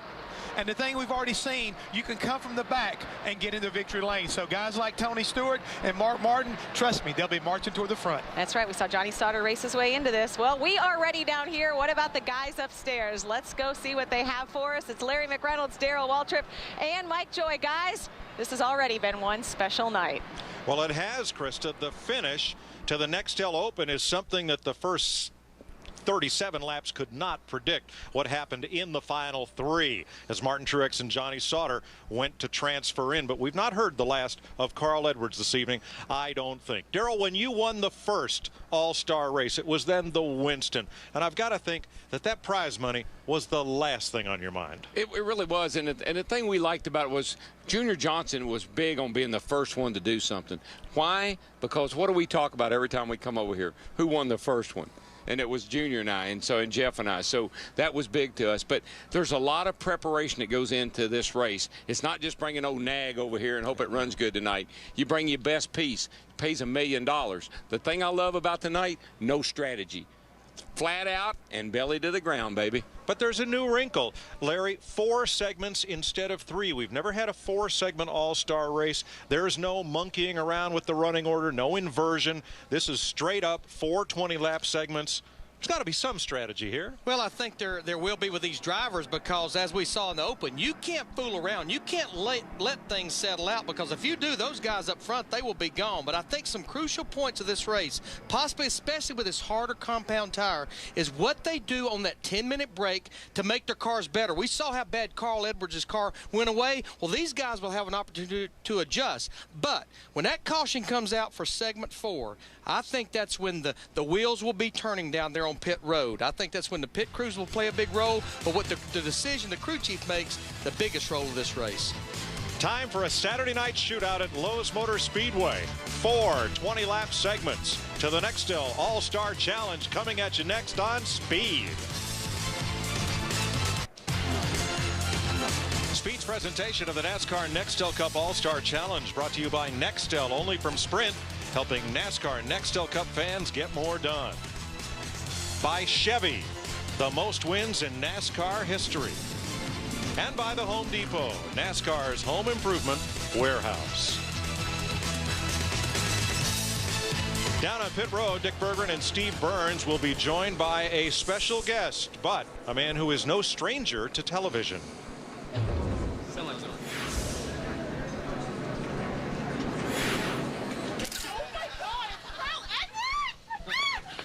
I can't wait to see you race. So you ladies like fast cars? Yeah! There he is. Yeah, that was a lot better day there. We had the chicks, the fast car, everything. Yeah, you know, Carl, I hate to ask you to interview yourself, but what happened? Oh, man, that was ugly. Let me tell you, I've got some first-hand experience with cars going bad tonight, and I think this is going to be an exciting race. We just got extremely tight, and we decided not to pit like a lot of guys. And, you know, it started out a tick tight, but it was really fast. And as soon as those guys, you know, kind of started coming in, we got tighter and tighter. So I think you guys are right. There's going to be guys like Mark Martin and Tony Stewart are going to come from the back, and Jeff Hammond said it. That last pit stop, whether you take tires or not, it's going to depend on how good your car is. All right, glad to have you with us. We'll get your insight a little later on. Thanks, man. They had to be here one way or the other, I guess. Okay. Well, I'd rather have you out there, but glad you're with us on Speed tonight. You're telling me. Dick Berggren. Well, the driver of car number 48, Jimmy Johnson, has the best recent record of any driver at Lowe's Speedway in tonight's race. In all-star competition, he's got a pair of wins in just 5 starts. In point-paying racing here at Lowe's, 5 wins. And he has a guy on the box calling the shots that many think is the best tactician of all, Chad Knaus. And tonight, he starts on the outside of the front row. Car number 48, Jimmy Johnson. Let's go to Steve Burns. Well, Dick, this race is about special moments and memories. 20 years ago this weekend, Dale Earnhardt Sr. made his famous pass through the grass, winning the 1987 Winston All-Star race. His son, Dale Earnhardt Jr., was here, remembers it very well. Tonight, Dale Earnhardt Jr. wants to win this race for his fans who have stuck by him in his decision to leave DEI after so many years, and his crew, which has dedicated the rest of the season to getting him into the chase for the Nextel Cup playoffs. Stock Car Racing's All-Star Night is here and it's ready to go. Glad to have you with us on Speed Coast to Coast. From Times Square on the 1,400 square foot News Astrovision by Panasonic, and on the left coast from Irwindale Speedway, the nation's finest short track, where they're watching on the Lucas Oil 20 by 27 foot big screen. We're all ready to go coast to coast on Speed. DW, we're at the beast of the Southeast. Reach up there and pull those belts tight one more time. Let's get this Saturday night party started. All right, all right. I'm loving what I'm seeing. Boogity, boogity, boogity. Work on your night moves, boys. Kurt Busch to the bottom. Are they going to go 3 wide? No, he backs it out, and it's Kenseth to battle Jimmy Johnson. Got to watch that car on the inside get loose and get into the guy on the outside. Looks like they made it through there all right, better than we did in the first race. They're 3 wide at the end of the back straightaway. Burton to the bottom into 31. Boy, already we got action. Jeff Burton on the bottom in that bright orange, number 31. I tell you what, Burton is on the. I've never seen him take off like that. He got to 5th, drops to 7th. But that outside is good. It was good earlier. He should be able to fight back. Push. Look at the lines he got off turn 2. I tell you, that high line is working, baby. But Kyle Busch in that 5, he lost a lot of momentum, had to jump slam out of the gas, and he's going to lose 3 or 4 positions. We saw Martin Truex win the earlier race by using that high line. I'd get up there in a hurry. Matt Kenseth, Jimmy Johnson, Kevin Harvick, Jeff Gordon. Your front 4. Dale Earnhardt Jr. racing with Ryan Newman in 12. That's a battle for 10th right now. Seemed like he get that car down on the inside, pinned down. He just can't get up off the corner good. That outside has got a ton of grip and a lot of momentum. 7th place, Denny Hamlin in the 11 has a run. He drops to the bottom of the racetrack on Kurt Busch. Makes the pass. Tell you what, while these boys are going at it, just after 3 laps, Matt Kenseth, that 17 car, he's built almost a 2nd lead over Jimmy Johnson in the 48. Well, Larry, you know, in the qualifying, he had the fastest one single lap, then a great pit stop. So that car is hooked up. In fact, Matt Kenseth, 3 laps into this race, he just ran the fastest lap he's run so far, 29.44.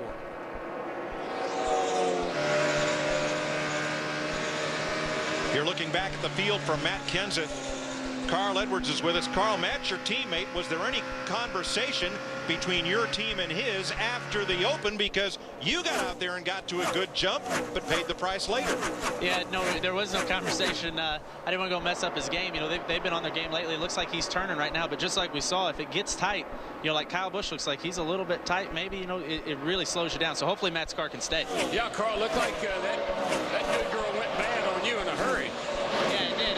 It's kind of all of a sudden, you know, you just, you got to do what you got to do. A little bit tight, fast here, but there's a point you just can't keep turning, you know. 5 laps complete. At lap 20, they'll throw a competition yellow. Here's Brian Vickers, 83. Here's Dale Earnhardt Jr. in the 8 against Kurt Busch in the Dodge. But remember, Johnny Sauter in that 70 car just went by Brian Vickers. He finished 2nd in that Open as Vickers battles back on the bottom in the 83.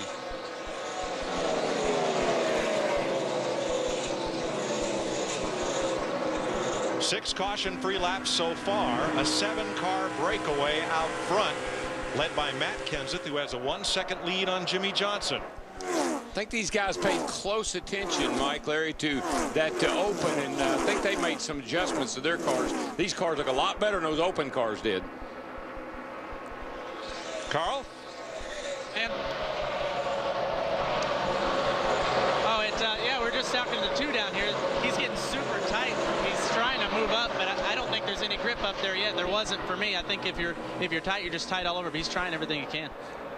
There you see the battle between Jeff Gordon in the 24, going by Kevin Harvick in the 29. That's a battle for third. But yeah, going back to what Carl was talking about, the 2 car, he's one of those cars I'm sure will have major adjustments coming at the halftime break.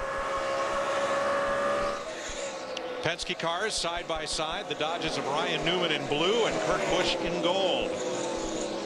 I think we're going to see some interesting things happen here as we get into this run. I see the 8 car back there. Larry, that car is on the move.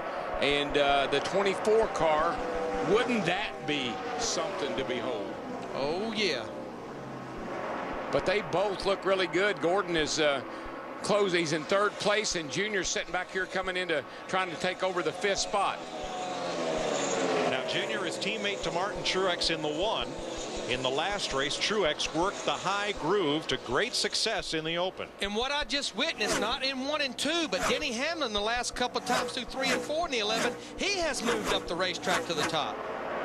If your car is a little bit tight, in other words, it won't cut, you just make a bigger circle. Get up higher, make a bigger circle. Doesn't have to turn quite so tight. But Carl, now that time through 3 and 4, Hamlin went back to the bottom. Yeah, I just talked to Tim Sparkman up there on his box. Says he's real tight to the gas. They get on the gas so early here, you know, he's just hunting around looking for different spots to get that front end of grip. But real tight to the gas for Denny Hamlin. This track, usually you like to run high in 1 and 2 and low in 3 and 4 if your car's working like you want it to. Yeah, exactly. I think you're right. And with this new surface, it's just really tough. I don't think that top groove has come in just yet. But by the end of the night, it may. Junior's trying to find it. Dale Jr. way up high, coming through turns 3 and 4. And gains a little bit of ground. Yeah, he was right up on Hamlin. Hamlin changed his line, put a little distance between he and Junebug. But right now, Junebug's fighting back. Turn 2 with 11 laps complete. Company coming, Ryan Newman in the 12 and Kyle Busch in the 5. Hello, Newman. You know, I've been seeing a little bit of tire rub on different cars, like the 2 car like Jimmy Johnson, the 48. I think the reason that tires are rubbing, they never saw speeds like this yesterday in the afternoon practice session. Speeds much higher, corner entrance speeds much faster than yesterday. Newman makes the pass for 7th. And on the left of your screen, 11th place. Yeah, now Junior had just gotten around the 12 car Ryan Newman a few laps ago, but all of a sudden Junior's slowing down. Man, look at the brakes glowing on that 25. You don't see that a lot here. Front rotors were glowing red. 7 laps to the competition caution that will end segment 1. Matt Kenseth in the DeWalt 17 from Roush Fenway Racing, now in front of Jimmy Johnson by 1.5 seconds. And you know, our guest pit reporter Carl Edwards down there, of course, driving for Roush Fenway. It's been a long time since we only had 2 Roush Fenway cars in the All-Star race. We have Matt Kenseth and his teammate Greg Biffle, who's right now back in 18th, the only 2 Fords in the field. Look at that blue car of Newman. He just flew past Denny Hamlin. Yeah, Hamlin got up high down in 3 and 4. Mike got a little too high and lost a lot of momentum. Had to get way up out of the gas. All right, let's check with Steve. Mike, 1 lap ago, Jeff Gordon told his crew, my car is decent through the middle, but a little loose off. Thanks, Steve. He's the 3rd place car, 2.5 seconds off the lead. You know what I'm seeing, Carl? You can back this up. These cars, about the number of laps you had on yours, or some of them are starting to really, really go away. Yeah, they are going away. You guys called it with the travels. Our tires are hitting the fenders. The 11 right now, they're telling us they might have a tire going down or something. It's just started to... He's getting loose a little bit, so that's kind of different. That definitely didn't happen on our car. He may have a tire going down the 11. Yeah, he's falling back fast. He's got something going on. Johnny Sauter in the 70, trying to do what he could not do in the final laps of the Open, and that's past Martin Truex in the 1. This is for 12th place. These guys just trying to make as much ground up as they can here before we get this caution here in about 4 laps. There on the left-hand side of your screen, you see the battle for 9th with Denny Hamlin, Casey Kane in the 9, just behind Earnhardt Jr. in the 8. Steve? Mike, the report from Dale Earnhardt Jr., he just told his crew it feels like it's coil binding real bad on the right front.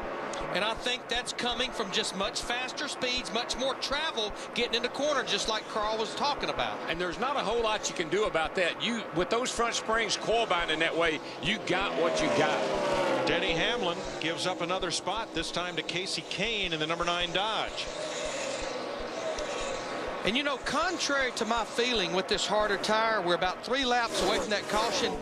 The pace has slowed down, even with our leader, almost a second. I'd say pit road's going to be a busy place when that caution comes out. Yeah, it looks like these guys, of course, are running 20 green flag laps here. And they're running hard as they can go. I think they're using up a little more rubber than we anticipated.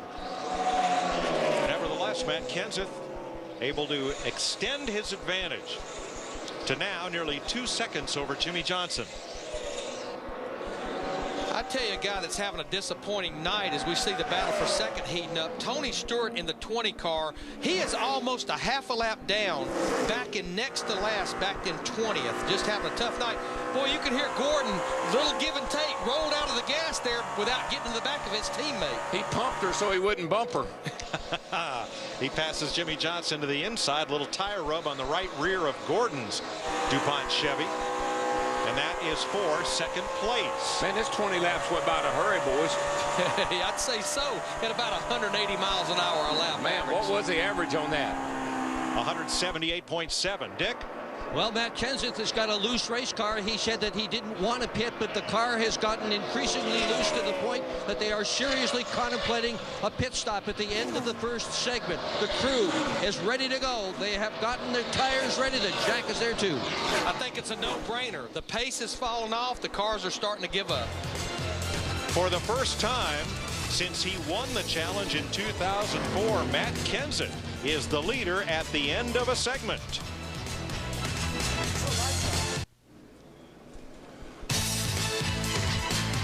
Welcome back to Lowe's Motor Speedway, where the walls are painted yellow tonight for the Nextel All-Star Challenge. And the first yellow of this race is the competition caution that ends segment 1 at lap 20. We've been clean and green the whole way, and Matt Kenseth has led every single lap.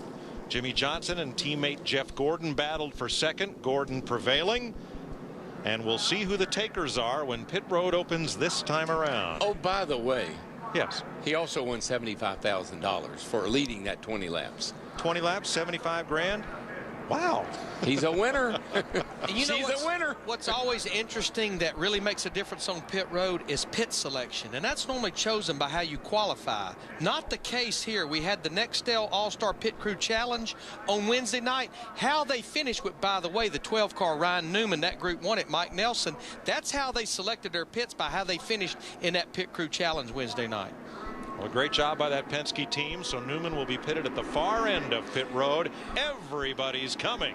Oh, yeah. Except Kyle Busch and Mark Martin. Let's go to Dick Berggren. Strategy. And now the only question is, what are they going to do when they get here? Is it going to be 2 tires that go for track position, or are they going to take 4 tires and try to have a better handling race car? The 17 crew that's led everything so far hasn't said, but they're going to go 4. They're taking 4. Looks like everybody's taking 4 almost. Steve? 4 for Jeff Gordon, Mike. He says his car is really loose. He says he's got 0 grip on the tires. Carl. Ryan Newman got 2 tires. It looks like he's going to come out in 3rd or 4th. They decided to go for 2 since the guys in front of him came. It's a good move. Up to you guys in the booth. And Carl, I think Jeff Burton in the 31 and Dale Earnhardt Jr. in the 8, I'm quite sure they took 2 tires as well. So did the 29 car of Harvick. He only took 2. Dale Earnhardt Jr. too fast entering the pits. Each car has an electronic transponder. NASCAR has computerized timing on pit road. And Jr. will get a speeding ticket. Heck fire, I didn't think there were any rules in this race. And Jimmy Johnson, the 48, he may be back on pit road. I think he has some damage they're going to have to work on. We'll find out when we come back to the Nextel All-Star Challenge on Speed. Speed coverage of the NASCAR Nextel All-Star Challenge brought to you by Valvoline. Valvoline, 100 years under the hood. By Advance Auto Parts, providing car care know-how to protect your investment. We're ready in advance. And by Go RVing. Visit GoRVing.com for a free DVD. What will you discover? Go RVing. Larry, Mike, I tell you one thing I'm loving, and I think it ought to be done every week. These double line restarts. Lead lap cars double up. Lap cars, no lap cars yet, but if there were, send them to the back. Well, here's what will happen, Darrell, in segment 2. Again, it's 20 laps, including caution laps, if any. And then after this segment, when someone will earn $75,000, we'll have halftime. A 10-minute break. Everyone comes to their pit. Adjustments, changes permitted. And then they will line up in the order they finish this segment for segment 3. There's a tire that came off Jimmy Johnson's car. Boy, tire rub, you bet. Fender rub, yeah, that's just going up in there and hitting in the fender. Here we go, segment 2, green flag. 2 cars that did not stop, did not take tires on that caution flag, are the 5 and the 01 up there, but the 29 took 2, and he is all over the back of Kyle Busch. But there comes Matt Kenseth in that 17 car on the high side. He has 4 fresh tires versus these boys with 2. He's going to be 3 wide going into turn 3. Oh, I hate it when they do that. Carl, what is Kyle Busch's strategy?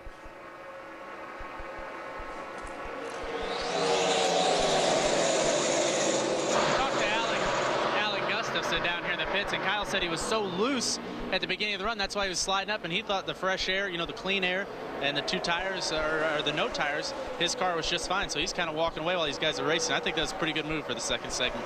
So far so good for Kyle Busch, and also for Mark Martin. The 17 car Kenseth has been under Mark, but he can't make the pass, can't quite complete it. Trying hard. Ex-teammates Martin and Kenseth. Well, I know one thing. Kyle Busch just ran the fastest lap that he's running this race, and that's on 22-lap tires out there in clean air. Did you see what Matt Kenseth did? Driving away, buddy. That looks really good. Well, let's see what we got here. 24 and the 31 side by side. And remember, Jeff Burton in that 31 car, Scott Miller, the crew chief, one of the guys that elected to go with just 2 right side tires. That's what Kevin Harvick did as well, so that's not a bad strategy right now. Steve? Yeah, Mike, just want to follow up on the 31 of Jeff Burton. They did take 2 tires, as Larry Mack said. Their problem was they need that 31 to turn better. And, you know, that's what's interesting, because there's a lot of times just 2 right side tires will make it turn worse sometimes, so that's kind of interesting. Yeah, I think if I'm going to only take 2 tires, I might have just pulled the 5-car strategy.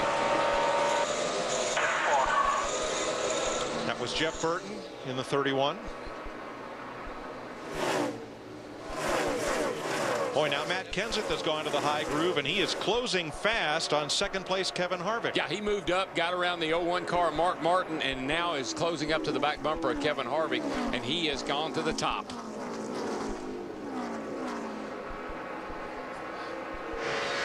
And all of a sudden, Mark in the 01 car that took no tires is falling back. I think the only way that will work is if you stay where, like Kyle Busch is in that 5 car, out front, around the bottom of the racetrack. Right now, he's built up a pretty good lead 5 laps into this segment. Could have been a $75,000 call they made there, Larry. $75,000 plus about $2,000 more for that set of tires. It didn't change. Well, yeah. Way to go, car owner. Teammates. Kurt Busch in the 2, Ryan Newman the 12, along with Johnny Sauter. I tell you, I just believe, based on watching that 70 car, Johnny Sauter, in the open, if he can ever get up there, I think he can run with these boys. Carl, Kyle Busch is pulling away. Yeah, he is, and I asked these guys what he's saying about the car. He's not saying a word. I guarantee those other teams are listening to that silence on the radio and thinking that might look like a good idea for the last segment. Carl, he's in a position where what we want him to do is work his hands, not his mouth. That's right. And not only that, Larry, but that kid, if there's somebody that can hang on to a car on a set of older tires, he's the one that could do it. And he is. I mean, he's almost below the white line through the corners right now. This race really suits his driving style and the way he likes to race. Kyle Busch now with a 2-second lead on Kevin Harvick, who has a mirror full of Matt Kenseth and Jeff Gordon for second place. Tell you what, Matt Kenseth right now, he's got his hands full of that 24 car. You're looking at him right there, Jeff Gordon back there in 4th. I know this won't come as any great surprise to millions of folks. I think that's the car you got to beat right there on your screen. I'd say you're right when we get down near the end. Here he comes inside Kenseth. Jeff Gordon. It's almost like Matt Kenseth's car, because he didn't have to really contend with anybody in that first segment. And now that he's back in the pack, it could be the tires they changed, not as good as he was in segment 1. Well, I think you're seeing exactly what you're saying, Larry, about the clean air. 5-car clean air checks out. 17 clean air checks out. Dale Earnhardt Jr. has fallen back into the clutches of Dale Jarrett, just 3 spots from the caboose on this train. Steve, what's the matter? Mike, he's got issues. He just told Tony Eury Jr., he said, our car is way worse. He said the left front is really chattering. I would say pit road is going to be a very busy place during that 10-minute break with some major adjustments on a lot of race cars. To have a chance, all Junior needs to do, though, is stay on the lead lap for 10 more laps. Then it'll be halftime, Carl. Yeah, I went and looked at our fenders after the race, and I think that I think you guys are right. Whoever said it earlier, these cars are touching the fenders, and it makes it feel like a chatter, but they're traveling more than we did in practice. And I bet before this is over, you see guys lifting the hood. I see smoke behind the 24, the 8, all these guys. They'll be putting a round or 2 in the right front. Yeah, I mean, you just never saw speeds like this in practice. Boy, second place. Jeff Gordon just put a big slide job on that silver Chevrolet of Kevin Harvick. Got under him, slid right up, and slammed the door. And right now, Kyle Busch in the 5 and his teammate Jeff Gordon the 24 with 9 laps to go. They're running pretty equal times on the stopwatch, but they're in a class of their own as far as times. I think Jeff Gordon will just barely catch the 5 at the end of the break. Dick Berger and Matt Kenseth led the whole first segment. What's happened to him in this round? Well, the car is just playing too tight, Mike. We're hearing that from several people. Kenseth says his car is so tight that the right front is chattering. Well, the reason the first time we've heard that. The reason the tires chatter is because they're pretty conservative on the tire compound here, and they just won't get the grip, and so they try to scoot across the racetrack. Down below 150 miles an hour in the center of the corner for Kenseth. Now he accelerates back up and through the quad oval on the front. We call it a straightaway, even though it's not, here at Lowe's Motor Speedway. Darrell, I don't think he can get there at that pace right there, because we got 7 laps to go. Jeff Gordon's about 2.5 seconds behind his teammate, and he's only beaten Kyle Busch by about a 10th a lap. That will not get him there. No, the 5 car has not slowed down hardly at all. And Jeff's picked up a little bit on him, but not enough to catch him. But I'd be pretty encouraged if I were Jeff Gordon by being able to get himself where he is. A little loose. We'll talk about it at the break. 6 more. Jimmy Johnson moving up. Remember, he made that late pit stop under the first segment caution. He just passes Kurt Busch for 9th. Now, last lap. Watch the 9 of Casey Kane. See his hands in there on top of the wheel, and buddy, you see him get to turning the wrong way. Car's probably a little free, and then Martin Truex Jr. in the 1 right up behind him takes the air off the spoiler. Actually, I think, Larry, it's a push loose. Puts a wheel into it, and then all of a sudden the front end catches, back comes around. Kane has dropped to 17th. As Bobby Labonte in the Richard Petty 43 and Tony Stewart moving up. So is Johnny Sauter. Go Johnny. Well, I tell you what, the way that car ran in the open there, they didn't do, I guarantee they didn't do anything to it, and he is coming, baby. And here's what's interesting. 2 Hendrick cars up there leading the race. They have that new Chevrolet R07 engine. Almost every Chevrolet here did, except for Johnny Sauter in the 70, the O-style engine package. Jimmy Johnson keeps steaming toward the front. He gets past the Red Bull Camry of Brian Vickers. That's a nice recovery on that 48's part. Yes. So yes, they restarted in the back, and they're going to be up here in pretty good shape. We should mention the other penalty on that first caution. Greg Biffle too fast exiting the pits, and Biffle right now is 20th. 4 laps to go to halftime. Jeff Gordon is 2.4 seconds behind Kyle Busch. Steve? Mike, Jeff Gordon just reported, he said, I'm getting tight getting in the corners. I'm loose off. I'm real good in 1 and 2, but you hurt me a little bit in turns 3 and 4. Brian Vickers to pit road. Blocked the brake a little bit getting in. This is not a scheduled stop, and will take him off the lead lap. Carl? Yeah, we're down here talking to Alan Gustafson. He won't tell me what adjustments they're going to make, but he's telling me that Kyle's just a little bit tight in the center, just starting to get tight after about 10 laps. But he's so loose at the beginning, they don't know whether to adjust it. It's just a battle down here to get it adjusted so it's equal, you know, it's balanced. Mark Martin's saying the balance is good. He couldn't stand it any more loose at the beginning. I think that's what these guys are all dealing with. But Carl, here would be the thing with the 5 car. Remember, he's not been to pit road. He's going to have over 40 laps of fuel burned off. There's no question he's going to be a little bit tight right here. Yeah, you're right, but I'm thinking, if I'm a gambling man, I'm going to say they're going to stop here. They're just going to put tires on it, make an air pressure adjustment, and then run it the last 40 laps without stopping, because it's looking good right now. I would say so. And Carl, don't forget to pat him on the back and tell him he's doing a good job, too. Yeah. Brian Vickers back on track. He had a right rear tire problem. They replaced both right sides, sent him back out. So next time around, we should get the flags for halftime. Kyle Busch leading his teammate at Hendrick Motorsports, Jeff Gordon, by 2.4 seconds. And he takes the caution flag and the crossed flags that signify halfway. Kyle Busch won the first segment of All-Star Night in 2006. Tonight he has won segment 2. We'll see pit stops and adjustments in a moment.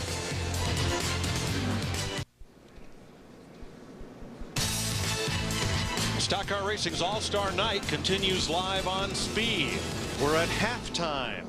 Kyle Busch is the leader over Jeff Gordon, Kevin Harvick, Matt Kenseth, and Jeff Burton, the top 5. Jimmy Johnson made a great recovery from his late pit stop under the last caution to move up to 8th.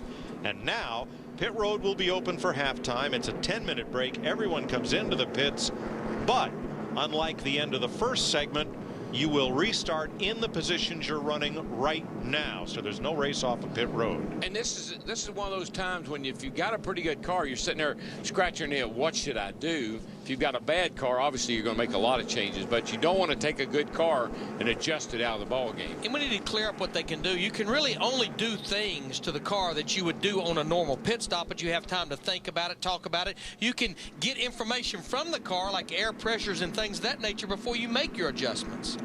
I think the thing about it, Carl was talking about the cars bottoming out, rubbing the fenders. You can go in there and raise the front end up a little bit. Oh, yeah, But the absolutely. coil behind a round or two can make a huge difference in how the car drives. And they have plenty of time to make those adjustments. This is a 10-minute halftime.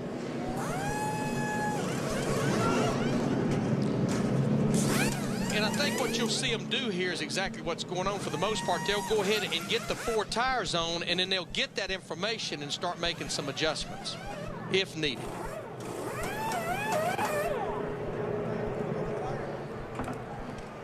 .40 laps of racing to go. Now that's within 1 fuel tank. So let's move ahead and talk about the end of the next segment. At the end of segment 3, you are required to come to pit road and stop. But you could leave right away. You're not required to work on the car. All it has to be is what they call a stop and go. You don't have to do a thing to that race car if you don't want to, but you do have to come to pit road. And, you know, Kyle Busch, of course, he gets out there in the clean air with the 5 car, and he leads those whole 20 laps. Daryl and I were looking, actually paid off pretty good for Mark Martin, who was not in the top 10. He elected to stay out and fell back to 6, so actually it gained them some positions, what they did. And you see the hood up on a number of the cars there, and I'm pretty sure they're raising the front of the cars up to try to get the things up off the ground. You see it right 48 there. right there. You saw his right front tire, and it's laying on the wall back there. You see that mark on it, and he had that the last time in, so they got to get that off of there, and that'll help his car drive a lot better. All right, let's add that Brian Vickers, who made a pit stop and lost a lap, did get the free pass on this caution. So he's back on the lead lap as we go to Krista and Jeff. All right, thanks, guys. And, yeah, Jeff Hammond, I mean, a couple of things really stick out to me. Number one, Jeff Gordon, he's been able to pass through the field, which we knew he would. But what about Johnny Sauter? Yeah, he's been so impressive, Chris. I mean, since the start, after, you know, running second in the open, he's been steadily moving up through the field. At the end of the first segment, you know, he'd gone himself, went all the way up to like 11th position. Now he finds himself already up there in that top 10 in the 7th position. And the key thing was, on the pit stop, I was watching their pit crew, which are right behind us here behind our desk over here, that they didn't make any kind of adjustments at all. Maybe a little air pressure, but they didn't make any major adjustments. So that car is working pretty well. It looks like Booty Barker's got a pretty good game plan right now, and he's still got 2 quarters to play. I was watching him too. Yeah, some fist pumps, a lot of celebration too. Let's go back down to the pits. I think Dick Berggren has something for us. Well, what I have is I can tell you what's going on with Matt Kenseth's car. The car, as we had pointed out earlier, was pushing very badly. They have had engineers and the crew chief, Robbie Reiser, with their heads stuck inside, all listening to Matt describe the behavior of the car. 4 fresh tires have gone on it. Fans on the radiator to try and cool the engine down, and they are still trying to decide what to do to loosen this car up, Mike. Trying to get me some. Thanks, Dick. A lot of work going on all up and down pit road. All 21 cars still in the race and all on the lead lap. And a lot of close examination going on of the right front suspension of Dale Earnhardt Jr.'s car. And again, I have to believe they're a little concerned about, you know, how much the car was traveling there. Like Darrell and Carl, we've been talking these things traveling so much more tonight than they were yesterday. But you're kind of in a box there with what you can do and what you can change other than raising it up. Carl Edwards is with our race leader. Yeah, I asked him what he wanted to talk about. He said that was my job. So I just want to ask you how it's handling. What's it doing? And do you think that you're going to make any changes? Well, it was pretty good in the first session. It was really loose to start for about the first 3 or 4 laps. And then kind of came to. I tried to high side a little bit. I wasn't really making up any ground. I was just breaking even. And then went back down to the bottom. Felt like the bottom was better for our car right now. And just stayed out there for that first segment. Spun my tires a little bit too much on that restart there, just because they're not as grippy as new ones, of course. But car stayed with me that whole run. Got a little bit tight there towards the end, a little bit tighter than I wanted to. So we're going to try to make a little bit of change here. Do you feel like you can stay out for the whole 40 laps and still win this thing? I don't know what it's going to come down to. I don't know if it's going to come down to those guys taking 2 tires at the end or what. But I feel like it'll probably be that. I think it'll be about 2 tires that'll probably win this thing. Cool. Well, good luck, man. Kyle Busch dominant in the second session here, and we'll throw it over to Steve. All right, thanks a lot, Carl. You're a broadcast professional. Jeff Gordon talking to Steve Letarte. And, Jeff, I've heard you say you're really fighting to get grip in this race car. Yeah, I'm hoping that last 20 segment we can put on a good show for these fans. This Nextel All-Star event is a cool event, but right now these tires and this racetrack just don't match up. And we got an awesome DuPont Chevrolet right here, and we're having a lot of fun. We got a shot winning this thing, but we just don't, you just can't maneuver out there. You're on edge. It's like being on ice at all times. And Steve Letarte and these boys done a good job getting us as much grip as we can get. Obviously, we've got one of the fastest cars out there, but I just hate it, right now that we're not putting on a better show, because we should be. This track's got a nice wide groove to it. We're just not able to get hooked up with these tires. All right, thank you, Jeff. Now let's go to our Jeff Hammond. Steve, a lot of the teams right now have been complaining about the fact the front fender's rubbing. And what's happening here is the car travels all the way down and it hits on the fender. It hits so hard that it's bowing the front fender up. It's actually rubbing a groove through the center of the tire. You saw that on the 48 car when he came off the racetrack. And the problem is when he gets down on that fender, all of a sudden he tries to turn it. He cannot feel the tire anymore. All of a sudden it's just riding on his fender, and it gives the driver a very weird sensation. Darrell, all them guys talking about the tire chattering. Well, it's beating up against his fender, and that's the kind of feeling you don't want to have running about 185 miles an hour. Dick, what's going on in your part of the world? Well, that was Jimmy Johnson. The question is, how did this fender rub not show up in practice, and it's here now? Yeah, somehow we've picked up a lot more left front travel tonight than we expected, even from the tests and everything. So the tire's been rubbing on the fender and wore it to the cords on those 2 runs. So we've got to get something figured out up front. I think we're on to why we've got a lot more left front travel than what we were supposed to have. And hopefully this thing will be right here for these last 2 segments. All right, good luck to you. Carl Edwards. The U.S. Army Ford, Chevy, sorry about that. Tell us about your car, Mark. Hey, Carl. Yeah, our U.S. Army car's running well. It's really a good long-haul car. These 20-lap segments are going to make it tough for us. But, we started in the back. We got some track position. And now we're just going to do everything we can to get in position to try to contend for it. Got a lot of competition out there. It's going to be a tough one. But we have a good car, but we'd be in better shape if it was 600 miles instead of these short runs. I guarantee Mark loves this place more than anybody, and it should be a good race. Over to you, Steve. All right, thanks, Carl. Dale Earnhardt Jr. just climbed in his number 8 Chevy. And, Dale, heard you say in the second segment that the right front was chattering. Yeah, it was pushing pretty bad. The first segment, the car wasn't real far off. We just needed a couple adjustments to free it up. And the second segment, we did some things that hurt the car. Should have made it turn, but didn't. And Tony Jr.'s looking over the notes and the air pressures and trying to make a decision on what to do, and we'll go out here and see what we can get. You know, it's ain't over yet. Thank you, man.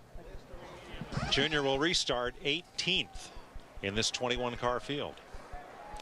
It almost sounds like the problem is pretty common with what the guys are fighting down there. You know, these cars are wanting to be a little bit tight, not turning. You see, as Darrell mentioned, a lot of them cooling these engines down. The weather's getting cooler. They may slap some tape on the nose of that car, make it turn. They possibly could. There's your weather over there, Larry.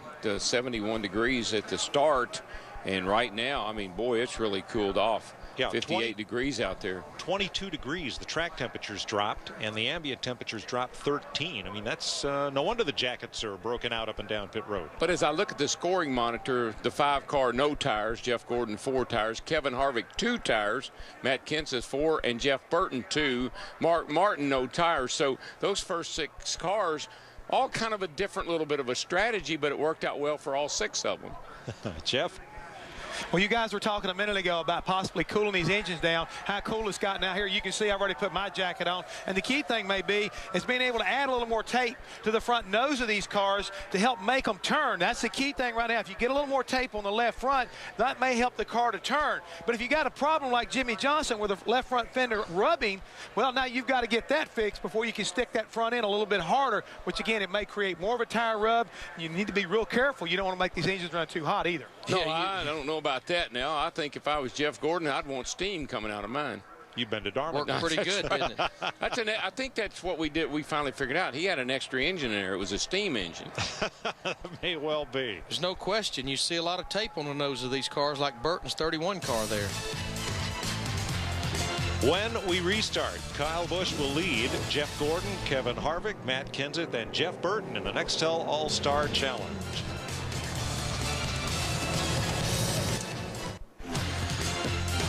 The NASCAR Nextel Cup All-Star Challenge is brought to you by Nextel, only from Sprint, helping NASCAR Nextel Cup fans get more done. By Toyota, moving forward. And by Lowe's, for all your home improvement needs. Lowe's, let's build something together. A lot of NASCAR coming your way across the speed networks. Next Thursday, Nextel Cup practice, Busch Series practice, and Nextel Cup qualifying right here on Speed. And next Saturday, the Craftsman Truck Race from Mansfield, Ohio on Fox. Nextel Cup practice. And Sunday, Speed Channel coverage brackets the Coca-Cola 600 in high definition on Fox, 5 p.m. Eastern Time. And let me just tell you about this little event we're watching here tonight. Every time a 20-lap segment goes by, the intensity increases and the aggression increases and the opportunity to win is slipping away. So you do a lot of things these last 2 segments. So halftime is over. We move to the 3rd quarter of the Nextel All-Star Challenge. Again, 20 laps. Caution laps will count. We've not had a caution lap tonight. And what does the coach do at halftime? He goes in and he gives you that inspirational speech about how we got to go out there and play for pride and for who we are. So it's come that time of the game. But the one thing most coaches don't have to deal with is a 3,400-pound race car. They line them up, though, when there's about 6 of them on the line. They mount about that much these days. Krista. That's right. He inspires, he motivates, talking about the coach, the crew chief. And we have said, Jeff Hammond, this 3rd segment, we've said all along, we thought this might be the most important of the 4.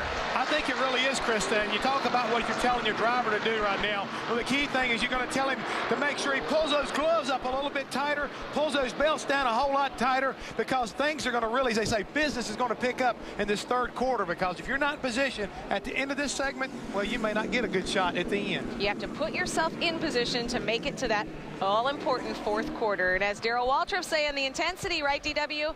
It's getting bigger and bigger as the segments get smaller and smaller. That's right, Krista. And right now the crews are trying to make the driver happy. But in the end, the driver tries to make the crews happy. And that's called going to victory lane, most Roger. importantly. You go home smelling like champagne and carrying a trophy. That's a Saturday night special right there. 4 times in All-Star history, we have had a caution-free race, the most recent one of those, 2001. Oh, by the way, that $1 million doesn't feel too bad in your pocket either. There you go. Now, this may be the only time tonight, with the exception of the start of the race, where everybody is pretty much on the same type of tires, the same everything. We're kind of back to equal ground for a few laps here. There's a Fox 3D look at the field as we get set for the restart. All 21 cars are on the lead lap. Just a little worried about that 5 car being loose on the get-go. Got his teammate on the outside. Better be careful getting off into turn 1 here side by side. Green flag, and the second half is underway. Kyle Busch in that 5 got a great restart, but I believe Gordon will fight hard on the high side. Whoa, he dropped right in there. Well, Kenseth coming on the high side. 3 wide over in turn 2. I'm not real sure why Gordon did that. I thought he would have stayed on the outside. He's been pretty good up there. Yeah, he's going to go from 2nd to 5th and losing more positions. So much for being conservative on the break. Oh, got a car around. I think it's a 43. It is Bobby Labonte. Caution will wave.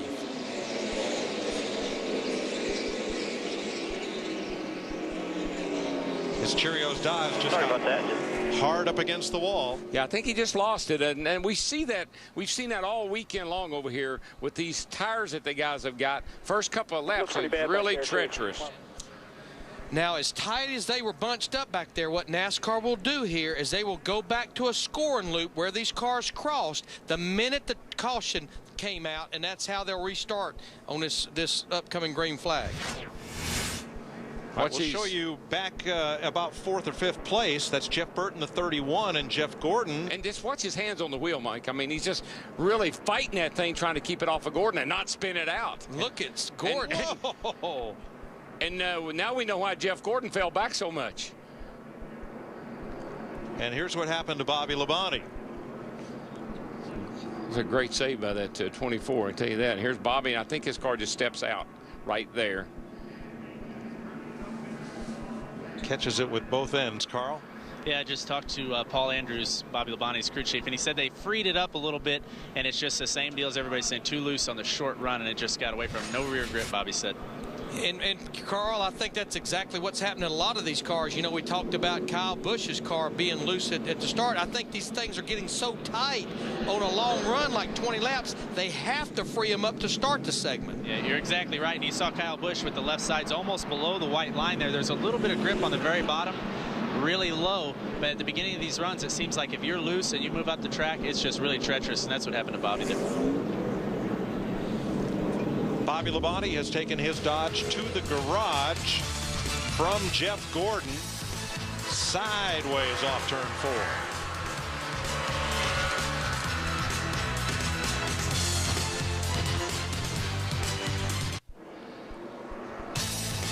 4. Kyle Busch continues to lead here after leading the entire second segment. That's not a white dot on your screen, that's Venus appearing alongside the moon. Thank goodness it's not a full moon Saturday night, because usually that means a lot of wrecks in short track stock car racing. Is she in blue jeans?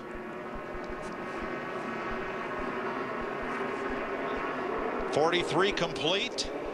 We're just past halftime. Green flag. Look at Harvick jump to the inside of the 29.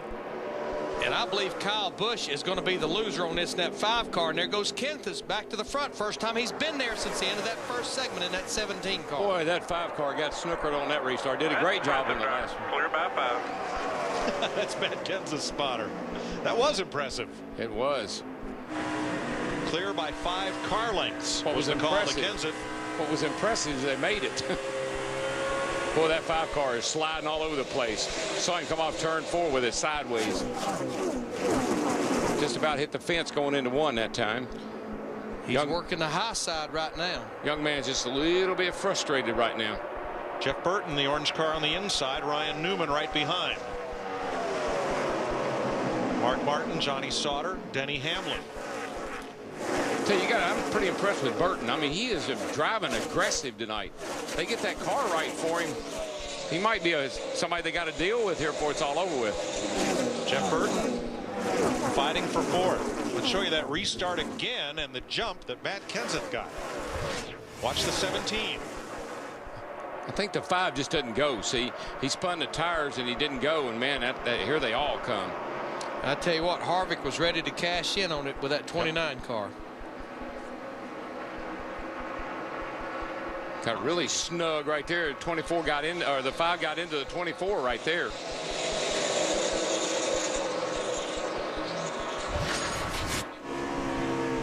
Riding with Tony Stewart in 13th. Okay, in 12th. I tell you, that guy on the inside right there with yellow on his hood and 70 on his door, he is coming, baby. He keeps pushing and pushing. Yeah, he's pushing right to the front. Battling Mark Martin right now. That's for 7th position. Remember, Johnny started this race almost at the back of the field by finishing 2nd in the opening and transferring. In the NASCAR Busch Series, 1 step below Nextel Cup, Sauter quickly got a reputation as an over-aggressive driver. He has tamed that, and he's learned to make really good use of his resources. A little over-exuberant at times, but he has driven 2 great races tonight. You know, one thing I think that's going for Johnny Sauter, he has equipment that's keeping up with his ability. He's not trying to overextend equipment that's not there. And I think I like his crew chief. Booty does a great job, and they really seem to work well together. On the left, Jimmy Johnson trying to move up on Kurt Busch for 9th place. Johnson in the 48. On the right, his teammate Casey Mears fighting with Dale Earnhardt Jr. for 15th. And you know what's interesting? Kyle and Kurt Busch's dad, Tom Busch, is a spotter for Johnny Sauter, the 70 car. Tom Busch, a former short track racer himself. Earlier today, Governor Mike Easley took a few laps in one of Rick Hendrick's number 25 race cars. Nobody had the stopwatch out, but no paint was smudged anywhere. I think they may have put a restrictor plate on the Governor this time. A restrictor plate on the Governor? Yes. Okay. That's like putting a Governor on. Never mind.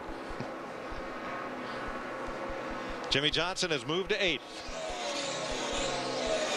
He says this is his house. We'll see. Well, somebody's going to have to prove him wrong because most of the time it's been exactly his house.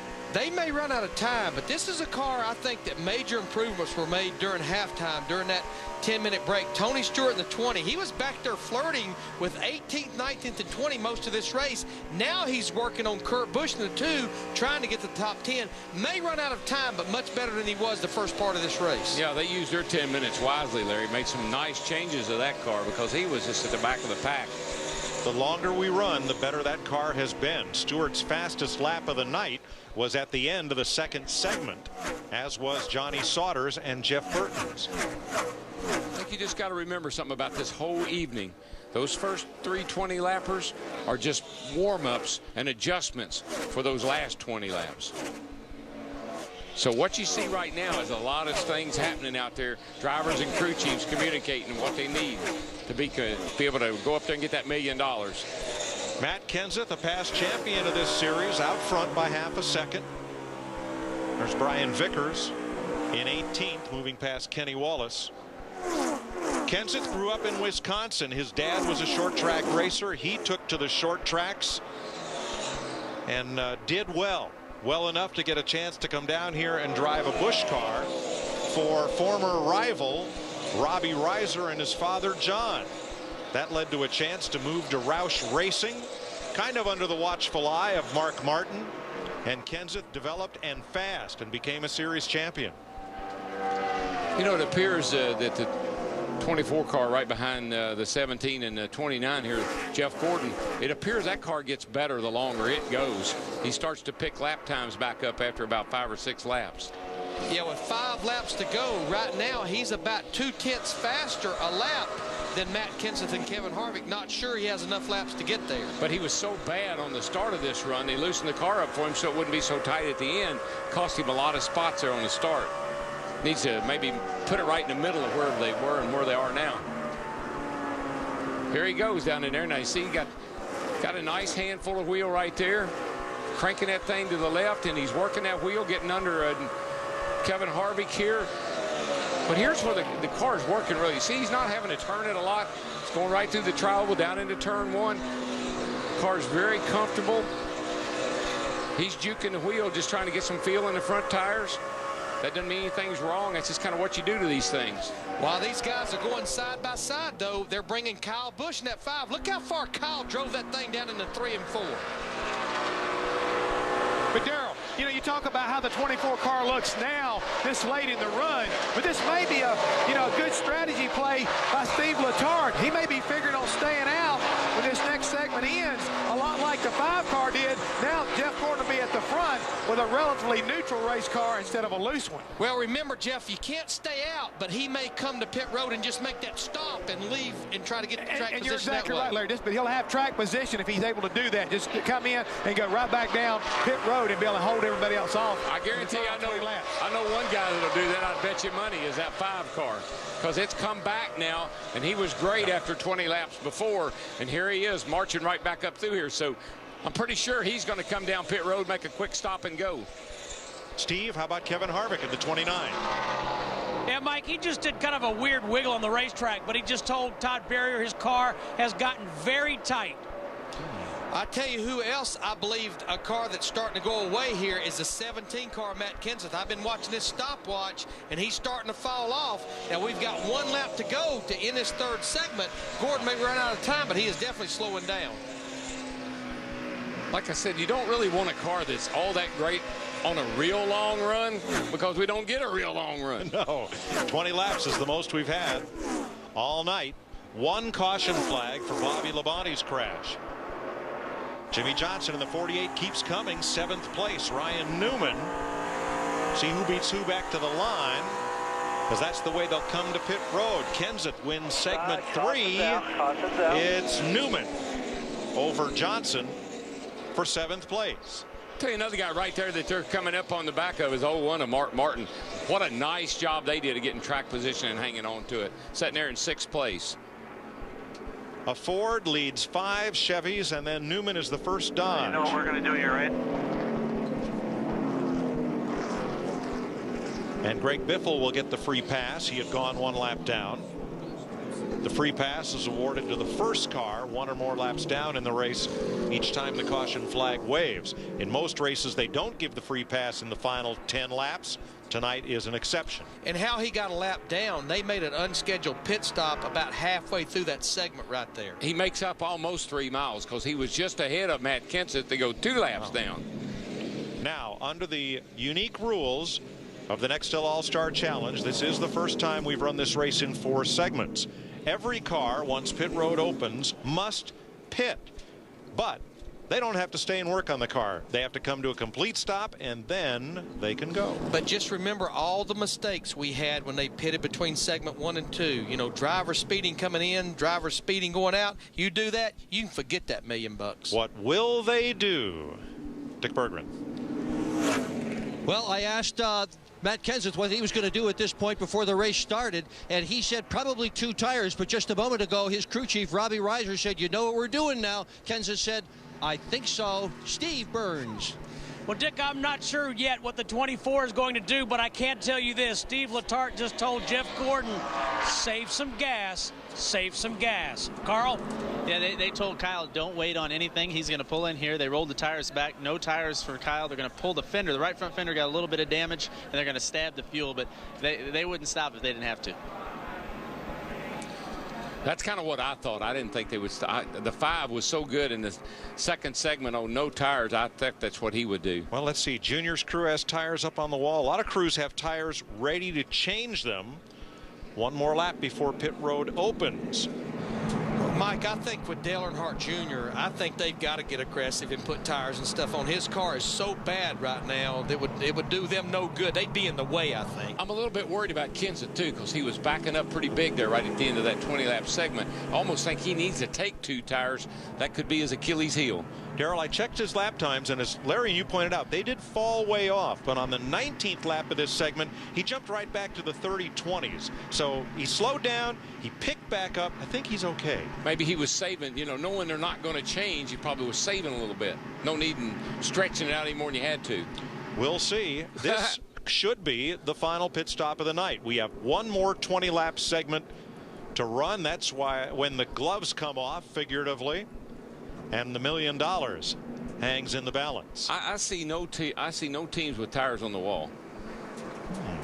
Home Depot car, 20-car teams got one tire on the wall.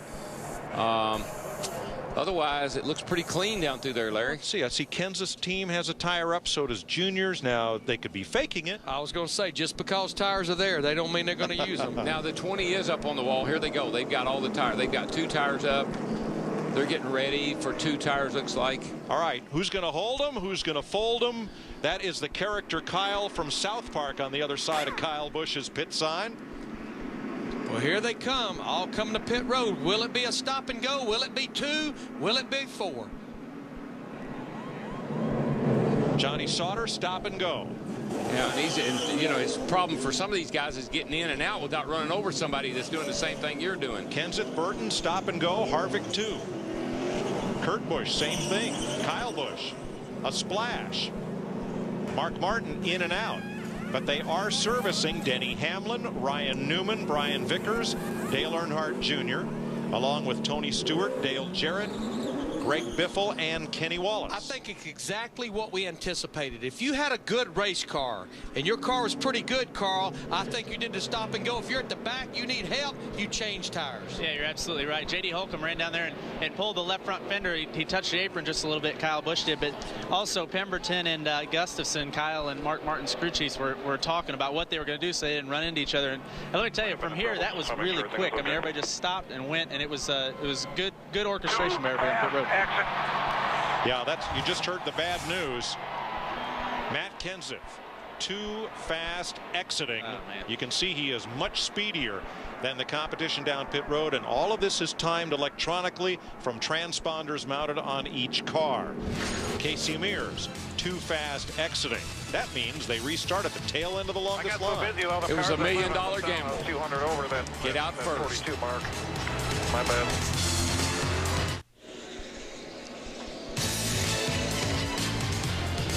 With the speeding penalty for Matt Kenseth, Jeff Gordon, Kyle Busch, Kevin Harvick, Jeff Burton, and Mark Martin will start up front for this final 20-lap run. Let's hear what Matt Kenseth told Robbie Reiser on being informed of the penalty. I got so busy with all the cars at 11, I looked down, I was 200 over that 42 mark. My bad.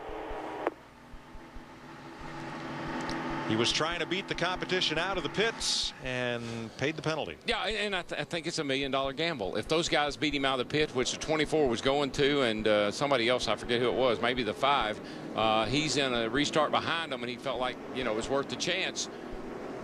It's a lot of money to throw out there on the table, but that's what he did. Yeah, we talked about the penalties, and there you see 3 of them on that pit stop right there, most notably Matt Kenseth in the 17 car. Well, I think the thing we got to watch here now on this restart is that 24 car was not very good for about 4 or 5 laps. The 5 car, the 31 out there, I tell you, Jeff Gordon better be on his game. Now Ryan Newman will restart in the rear. They made a second trip to pit road to complete their adjustments, and then Carl looked like they did a full service on the car. Yeah, they figured why not. I mean, you know, there haven't been really many cautions or anything. They go to the back, they've got fresh tires. They went ahead and got the 1.5 rounds in the right rear, and if there's some cautions and some things happen, he might be in a good position at the end, but he'll have to pass a lot of cars. Well, all right, guys, 20 laps. Who are you putting your money on? Well, you know, I know you talked about Jeff Gordon not being good at the start of a run, but Darrell, remember, he's got 20-lap tires on there now. It's not fresh tires like he was at the beginning of that last segment. And I can think of no one that has won more $1 million races than Jeff Gordon. The man has won almost $90 million driving one of these things. Beginning May 31st, Payback returns. A whole new season of custom rides and superstars paying it back. When you make it to the top, you got to thank folks in a big way. So Payback returns May 31st, 9 p.m. Eastern, only on Speed. But here's the rest of the story. That 5 car, I'm telling you, that kid, he'll hang it out. And if he doesn't wreck it, it could be wreckers or checkers for him. Absolutely. Anybody take the 48? He's got a lot of work to do. He's coming. 20 laps and only the green flag laps count.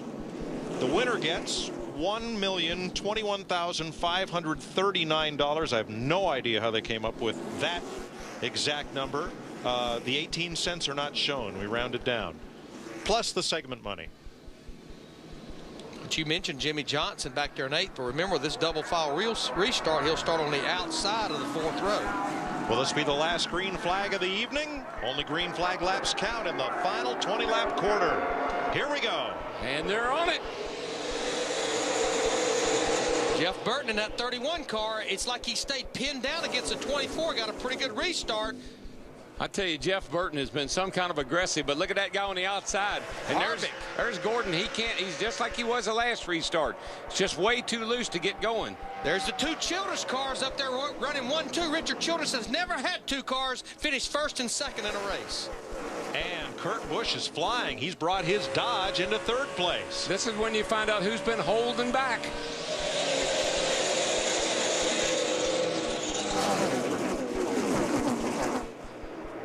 Jeff Burton goes a little high down the 1 and 2, but there's a lot of grip up there and it's paying off.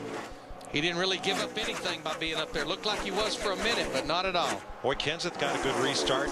He's all the way up to 12th after having to restart in the back, but a long way to go. Boy, Kurt Busch in that 2 got such a run through the middle of 3 and 4. He's going to take 2nd spot away from Burton. Here comes his brother Kyle to the inside. And almost wrecked him. I told you. There he goes. I told you. Oh, my gosh. Checkers are wreckers. That boy's got a lot of talent. If only he can harness it on a weekly basis. How'd you like to be the referee in that family?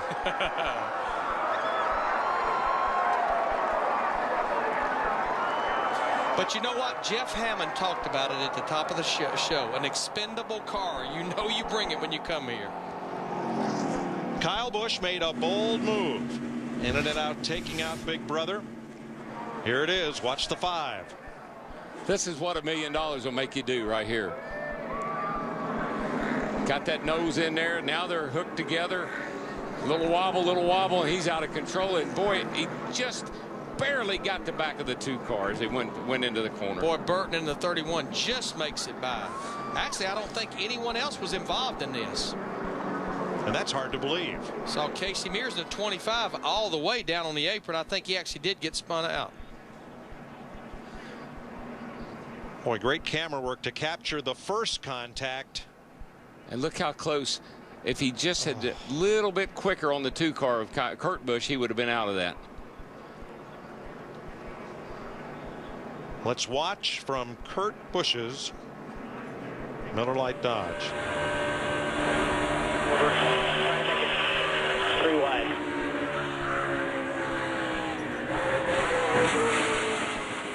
Man.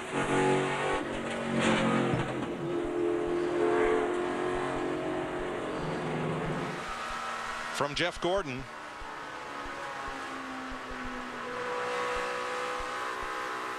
Keep it down there. Good job, good job.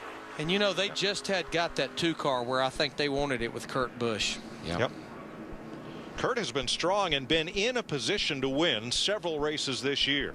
Sometimes circumstances have dictated the outcome, and Kyle Busch has won a race this year. He won at Bristol. Probably should have won 4 or 5, but things like this keep happening. Just barely got him. Atop Kyle Busch's pit box was car owner Rick Hendrick. And there he stands with crew chief Alan Gustafson.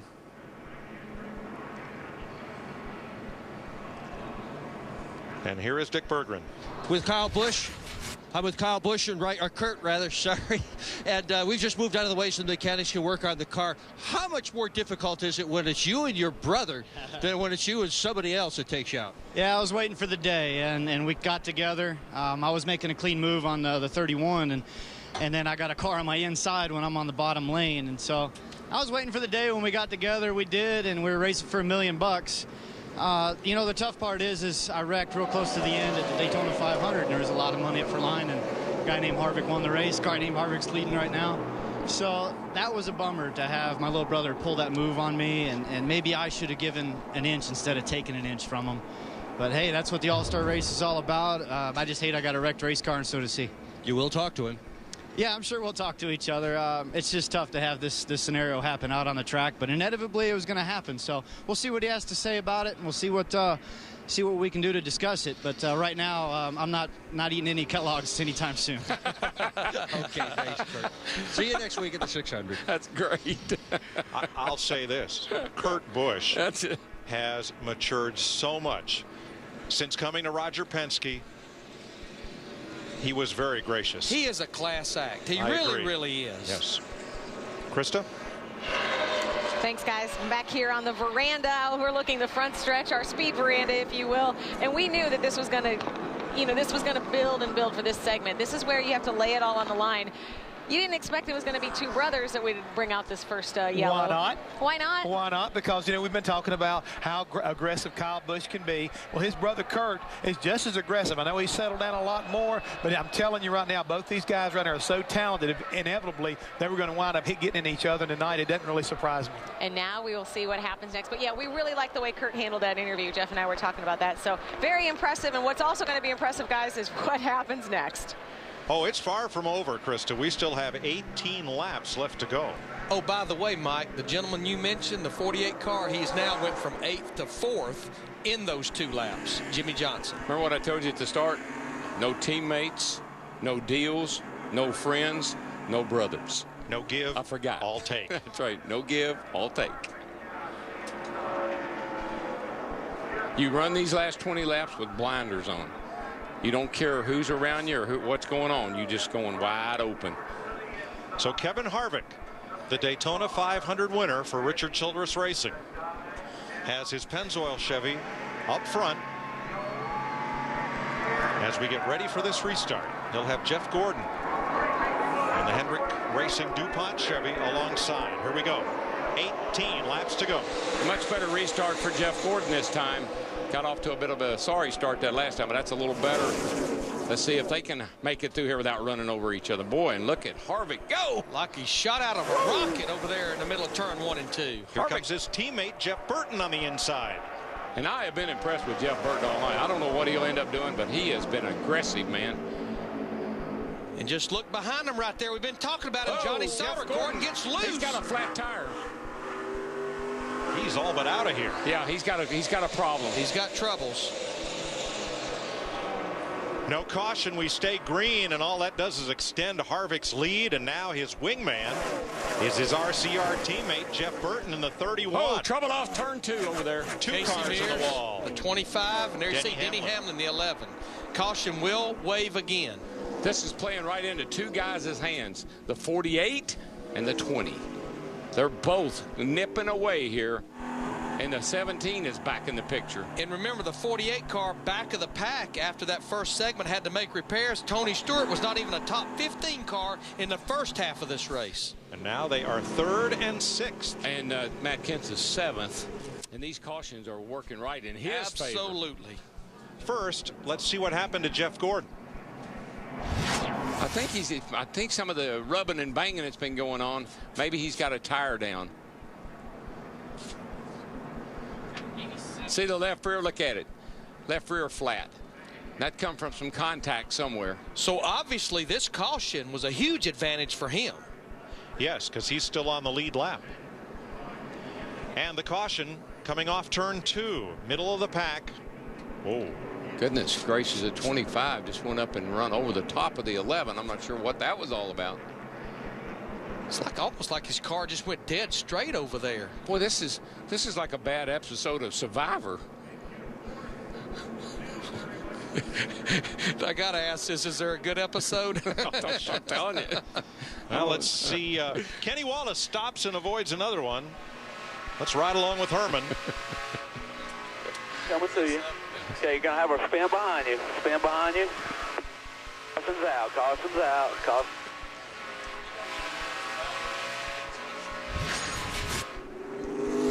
Third caution flag of the night for Casey Mears and Denny Hamlin. Steve? Mike, down here in Jeff Gordon's pits, they're looking at the right rear tire. I believe I heard W say that came off that 24 car.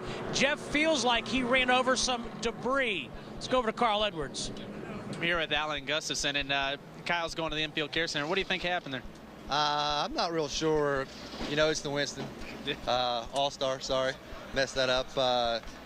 We had a good car. I think we had a real good car, a car that could win the race. And Matt got us on that restart, and we got back there a little bit. So strategy was playing out, and the 2 was struggling getting by the 31. Kyle got a good run and got down into 1 and 2 and touched there. So it's just unfortunate. All these CarQuest guys have worked their tails off, done a real good job. Had a real fast race car, and we've had too many of them on the hook here lately, and we didn't need that. But Kyle went to the infield care center, get him checked out, make sure he's okay. That's what's important, and hopefully there's a good show for the fans. They got to show that too, you know. Yeah, is that you right there? What's going on? That was my alter ego, I think. So. So you've been training Kyle. That's what's happened here? Well, you know, the bad thing about it is I told Kyle it's hard to tell him to calm down when I can't even do it myself. So at least he knows when I'm speaking to him, I'm speaking from experience now. But I really feel bad for wrecking that car, and I'm going to make sure that car's fixed. Everybody knows. Sorry, guys. All right, well, let me tell you, you got a driver that's doing a great job, and you guys had a great car. It's too bad it ended up like this. Absolutely. Thanks, Carl. And back to you. Thanks, Carl. That was Alan Gustafson in the 5 in the Cobalt Tools Crew Chief Challenge earlier this afternoon. See, Carl's doing a good job there. He can ask those hard questions, see. He's the fraternity. Yeah. And when you're in that fraternity, you can ask those hard questions. Kevin Harvick is the leader from Jeff Burton and that man's driver, Jimmy Johnson.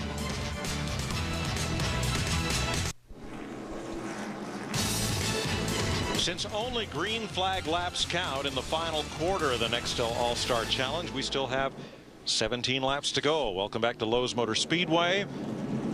Mike Joy, Darrell Waltrip, Larry McReynolds, and down on pit road, Dick Berggren, Steve Burns, special guest Carl Edwards. This race always, just when you think this is going to be one of those boring all-star races, all heck break loose. Little chunk taken out of the front valence on Jeff Gordon's car on the left side. Could hurt the front downforce just a little bit. That thing gets so close to the ground, though, all the way around the racetrack, not sure. We're 1 lap away from a restart. Here's Carl. And I'm here with Denny Hamlin. He says he's got places to go, so we'll interview him. What happened out there? I don't know. I think me and 25 were battling for last or something like that. But it was, man, it was just a night I'd soon forget. We didn't run very good at all. And we ran a whole different front end package we have ever run in the last 2 years, and it just didn't work. But it just looked like he got loose and it collected up into me, and thanks to him, now we're out of our misery and we're ready to go home. All right, well, go have yourself a Coke. We're going back green. Back to you guys. And see, that's one of those things we were talking about. Try things. You know, you come over here with something different. You might hit up on something, or you might get hit up on. That man would have loved to have won this $1 million, but he's fighting for a championship. So if he can learn something, it'll pay off. Obviously, he learned the things not to do. You're riding with the leader, Kevin Harvick. 17 laps to go. You know, his truck won here last night with Ron Hornaday. I wonder if any of that information got passed along. Teammate Jeff Burton alongside. Not the first time tonight we've had teammates start side by side up front. Let's see how this goes. We've got 17 green flag laps to race. Jimmy Johnson 3rd, Mark Martin 4th, Johnny Sauter, Tony Stewart, Matt Kenseth. Boy, Mark got a great restart that time in the 01 car. Now he's looking to the outside. But here's Jimmy Johnson underneath of him. Those 2 Childress cars just checked out off turn 2. They're not hurting for horsepower, I can tell you that. They're zipping down that straightaway, and they're handling pretty sporty too. Well, and they didn't battle each other through turns 1 and 2, almost like they had a game plan. Settle it later. Right.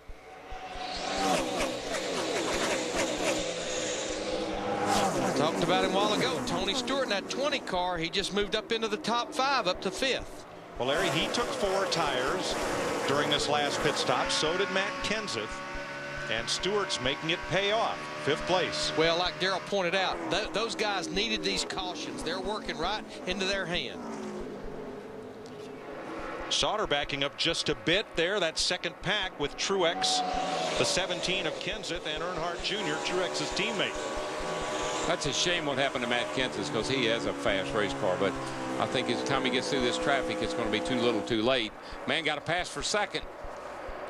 Clear. That's what I'm talking about. Go get him. Go get him. Him is the leader as Jimmy Johnson has moved his low Chevy into second. And you know what? He's going to be moving it into first in about another lap. That thing is already on a rail, man.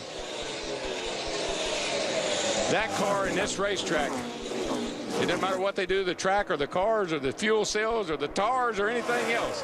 He takes her to the front. He's caught Harvick in half a lap. Yeah, I mean, he's going to run right down to him here in turn 3, probably before we get to turn 3. Harvick drives it down in there right to the bottom, but watch how fast that 48 car picks that throttle up. But that was so smart, Larry. He backed off, the 48 backed off early so he could get that nice run up off the corner.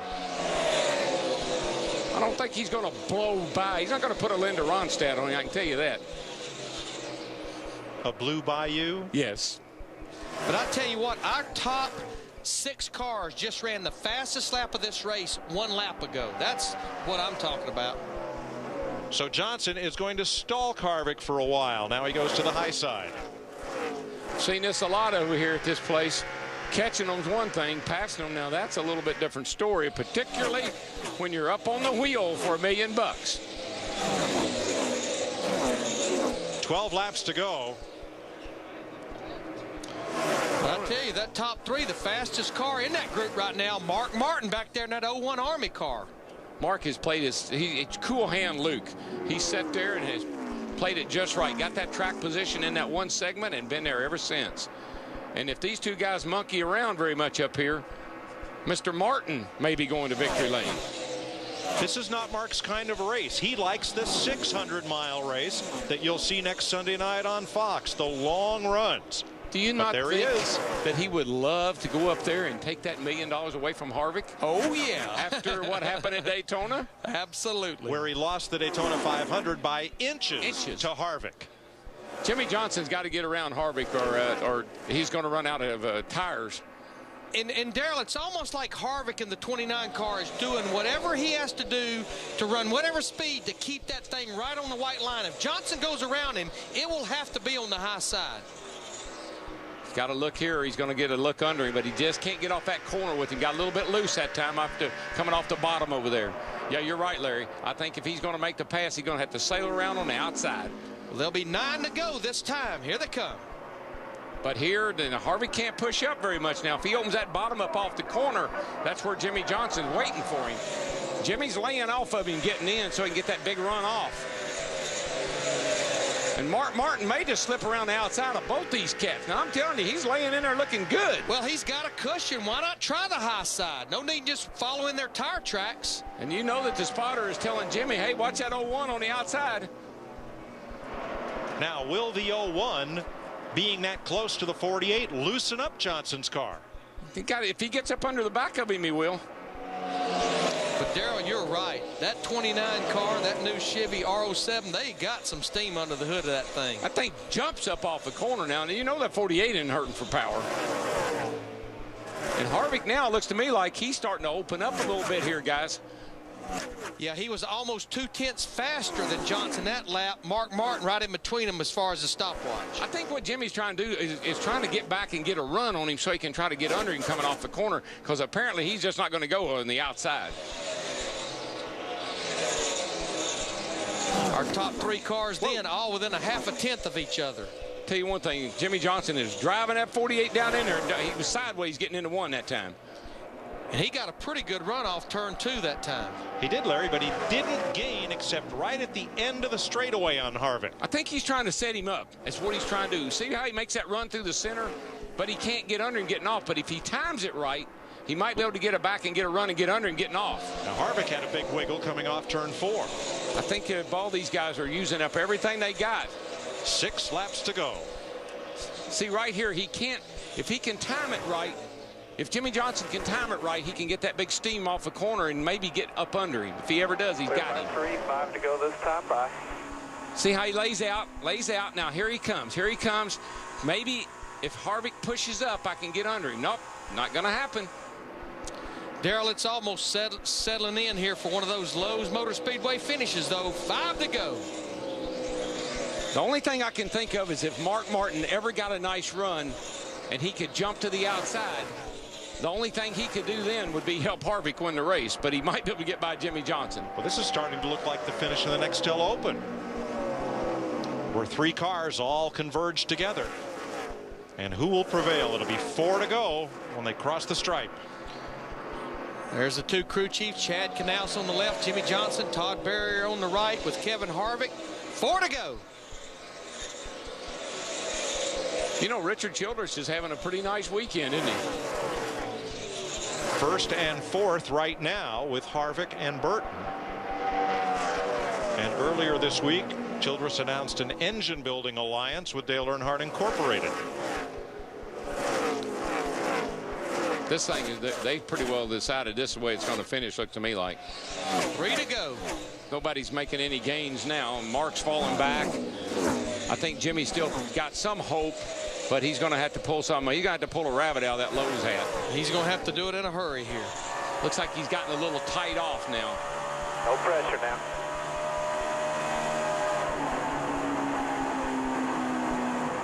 Kevin Harvick has the second fastest lap of the race. Jimmy Johnson has the quickest. Dead even. Keep doing it. Got 2 more times, man. Bite the steering wheel. Bite the steering wheel. Kevin Harvick spotter, Billy O'Day. No change. 0.3 of a second separates $1 million from whatever second place. Pulled him off that corner. Good job. Oh, yeah. Harvick is so good right now. The car, watch it go down in the corner. Look at where the left side tires are. Below the white line. Richard Childress. Come on, we got 1 more time. 1 more time. Childress has 3 wins in the All-Star race, all with Dale Earnhardt behind the wheel. 1987, 1990, and 93. That's 14 years. He moved to the center, and you're about that Jimmy even Johnson right there. moved it up a little bit through 1 and 2 that time. down here. If he can go the outside, if he can get to the outside of Harvick, it could be big, guys. There he goes. He's on the outside. Here he comes. Checkers or wreckers. Couldn't make it. Couldn't Johnson get it done. crosses under. Kevin Harvick wins the Nextel All-Star Challenge. He was setting it up for that one shot. Yeah, he had a plan, Larry. It almost worked. Well, you know what? A year ago, Kevin Harvick finished second in this race. Nobody knows. Nobody cares. They'll know he won it tonight, though. Great job by that whole Childress bunch, man. Power under the hood. Good handling race car. Harvey, caught your breath yet? That's Richard Childress. That's Richard. It's been 14 years since Childress buddy, you just a man, I'm telling you. went to All-Star Victory Lane. Hey, Carl Edwards, thanks for joining us. We really appreciate you having us tonight and having you on board. Wish you could have been in the race, but glad to have you with us. Carl has left the building. Well, thanks, Carl. You'll hear the thanks when they do the re-air. There you go. For Jimmy Johnson, 14/100ths of a second separated him from first place. Mark Martin 0.8 back. Jeff Burton 4th. Tony Stewart, a nice recovery for 5th. Johnny Sauter had a great night, ending up 6th. Matt Kenseth got all the way back up the board to 7th. Ryan Newman, after that late pit stop, climbed to 8th. And the 2 DEI cars, after a tough night, ended up in the top 10. Dale Earnhardt Jr. 9th and Martin Truex 10th. 11th to Jeff Gordon. Dale Jarrett, the highest finishing Toyota, 12th. Brian Vickers 13th, Casey Kane 14th, and Greg Biffle and Kenny Wallace. While these drivers ended up in the garage, Denny Hamlin, Casey Mears, the Busch brothers, and Bobby Labonte. Well, Kevin Harvick may not be having the season he's been looking for so far, but he's won the $2 million races, the Daytona 500, and now the Nextel All-Star Challenge. Ka-ching.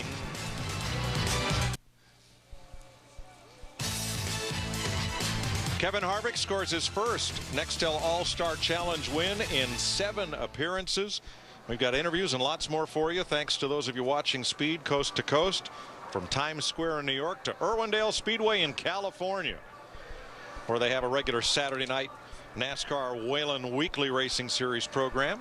And here's Dick Berggren. Well, Jimmy Johnson, a great run finishing second, but you needed a little bit more there at the end of the race. Where did you need more out of this car? Well, we got off to a rough start tonight. We had a problem with the left front rubbing, and we had to work that out. And then we were just kind of behind, but I'm still proud of the guys. Made some great adjustments through the pit stops and really got the car right at the end. Unfortunately, we lost a lot of track position throughout the day, but we still passed a lot of cars and came off the close. Nice job. Jimmy Johnson in second place tonight. It'll be a while before Kevin Harvick makes his way to victory lane, because they bring victory lane out in front of the fans for this event, right out to the front straightaway. So it'll be a minute. An exciting night, a great open, a wild all-star challenge as usual.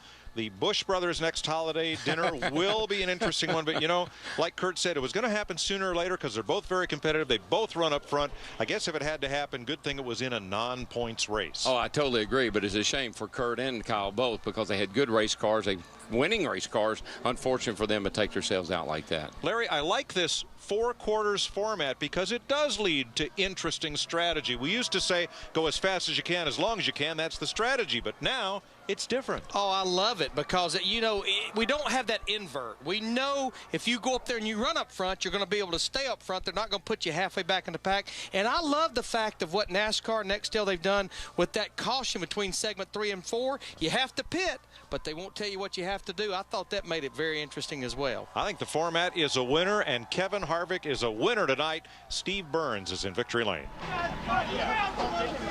And Mike, Kevin Harvick climbs out of that hot rod $1 million wealthier. And it's an emotional Kevin Harvick. Now, Kevin, you've won some big races in your career. How does this one stack up? Well, I tell you, this Pennzoil Platinum Chevrolet was, you know, it was really good all night. We were terrible down here at the test, and these guys decided to bring back a different car, the car we raced last year, and to win the All-Star race is just a lot of fun. So Jimmy and I raced hard, and he taught me a little something there. Getting into turn 3, I was way overdriving it. Once I backed up, she told me I was going to win. Last week, she told me, she said, you're going to win the race. So it's just got to thank everybody on this car, Shell, Reese's, Team Realtree, Road Loans, Sherwin-Williams, Emerson, SKF, Coca-Cola, Snap-on, Champion, everybody. All these guys on this team, I mean, to win a Daytona 500 and the All-Star race, that's pretty cool. Kevin, what is your strategy to keep the 48 Jimmy Johnson behind you? That was awesome. That was awesome.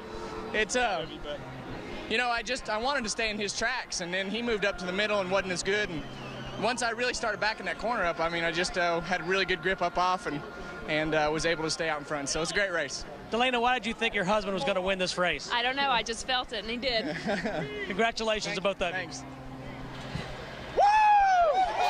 Well, if you're looking for someone to take a loan from, I guess Kevin Harvick would be the guy. $1 million tonight. Of course, he won the Daytona 500, the biggest purse of our regular races. So Kevin Harvick, the pocketbook is looking pretty good for him. Looking pretty good. I mean, yeah, the thing is so interesting about when you start studying how this thing kind of played out tonight, that car was so consistent. Started 4th.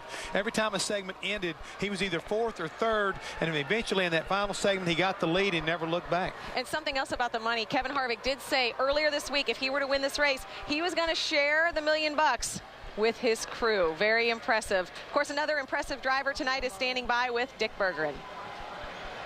Mark Martin, a really strong run here at Lowe's Motor Speedway. Did you have fun tonight? Oh, it's a blast, man. It's an honor to represent all our soldiers and to drive, you know, the U.S. Army's race car. Ryan Pemberton and this team gave me a shot to win this thing. And, you know, with 10 to go, we were nose to tail, the 3 of us. And, you know, I searched for everything. I ran the high groove, which is not normal for me. And we were, you know, it was any of our race right there at that point.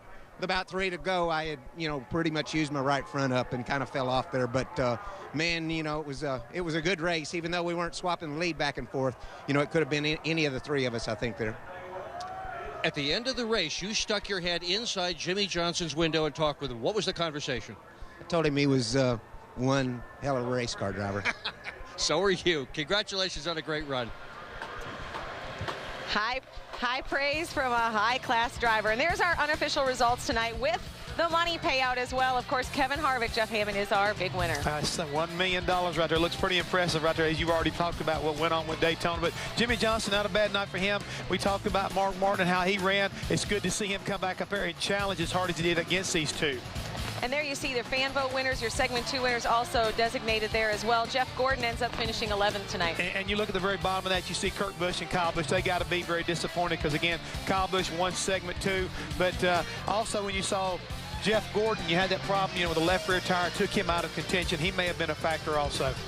Well, it's been a wild night. Let's go ahead and recap from the very beginning what has happened here at Lowe's Motor Speedway this evening. This is the Open, and what a finish we had. There you see Carl Edwards. He had been on the pole, but it was Johnny Sauter who passes him there. Martin Truex, Jeff, would go on to win the Open. Yeah, he gets his transfer right there, but early on it was Matt Kenseth that started on the pole, won the first segment. But Kyle Busch stays out on the second segment, leads every lap, and was able to hang on. But in the start of the third, all of a sudden Kyle Busch, he spins his tire, doesn't get the start he needed, and we started having a lot more, I guess you might say, controversy from that point on. Matt Kenseth looked strong, but he did finally eventually had a little bit of issue right there when he got caught speeding out of pit road.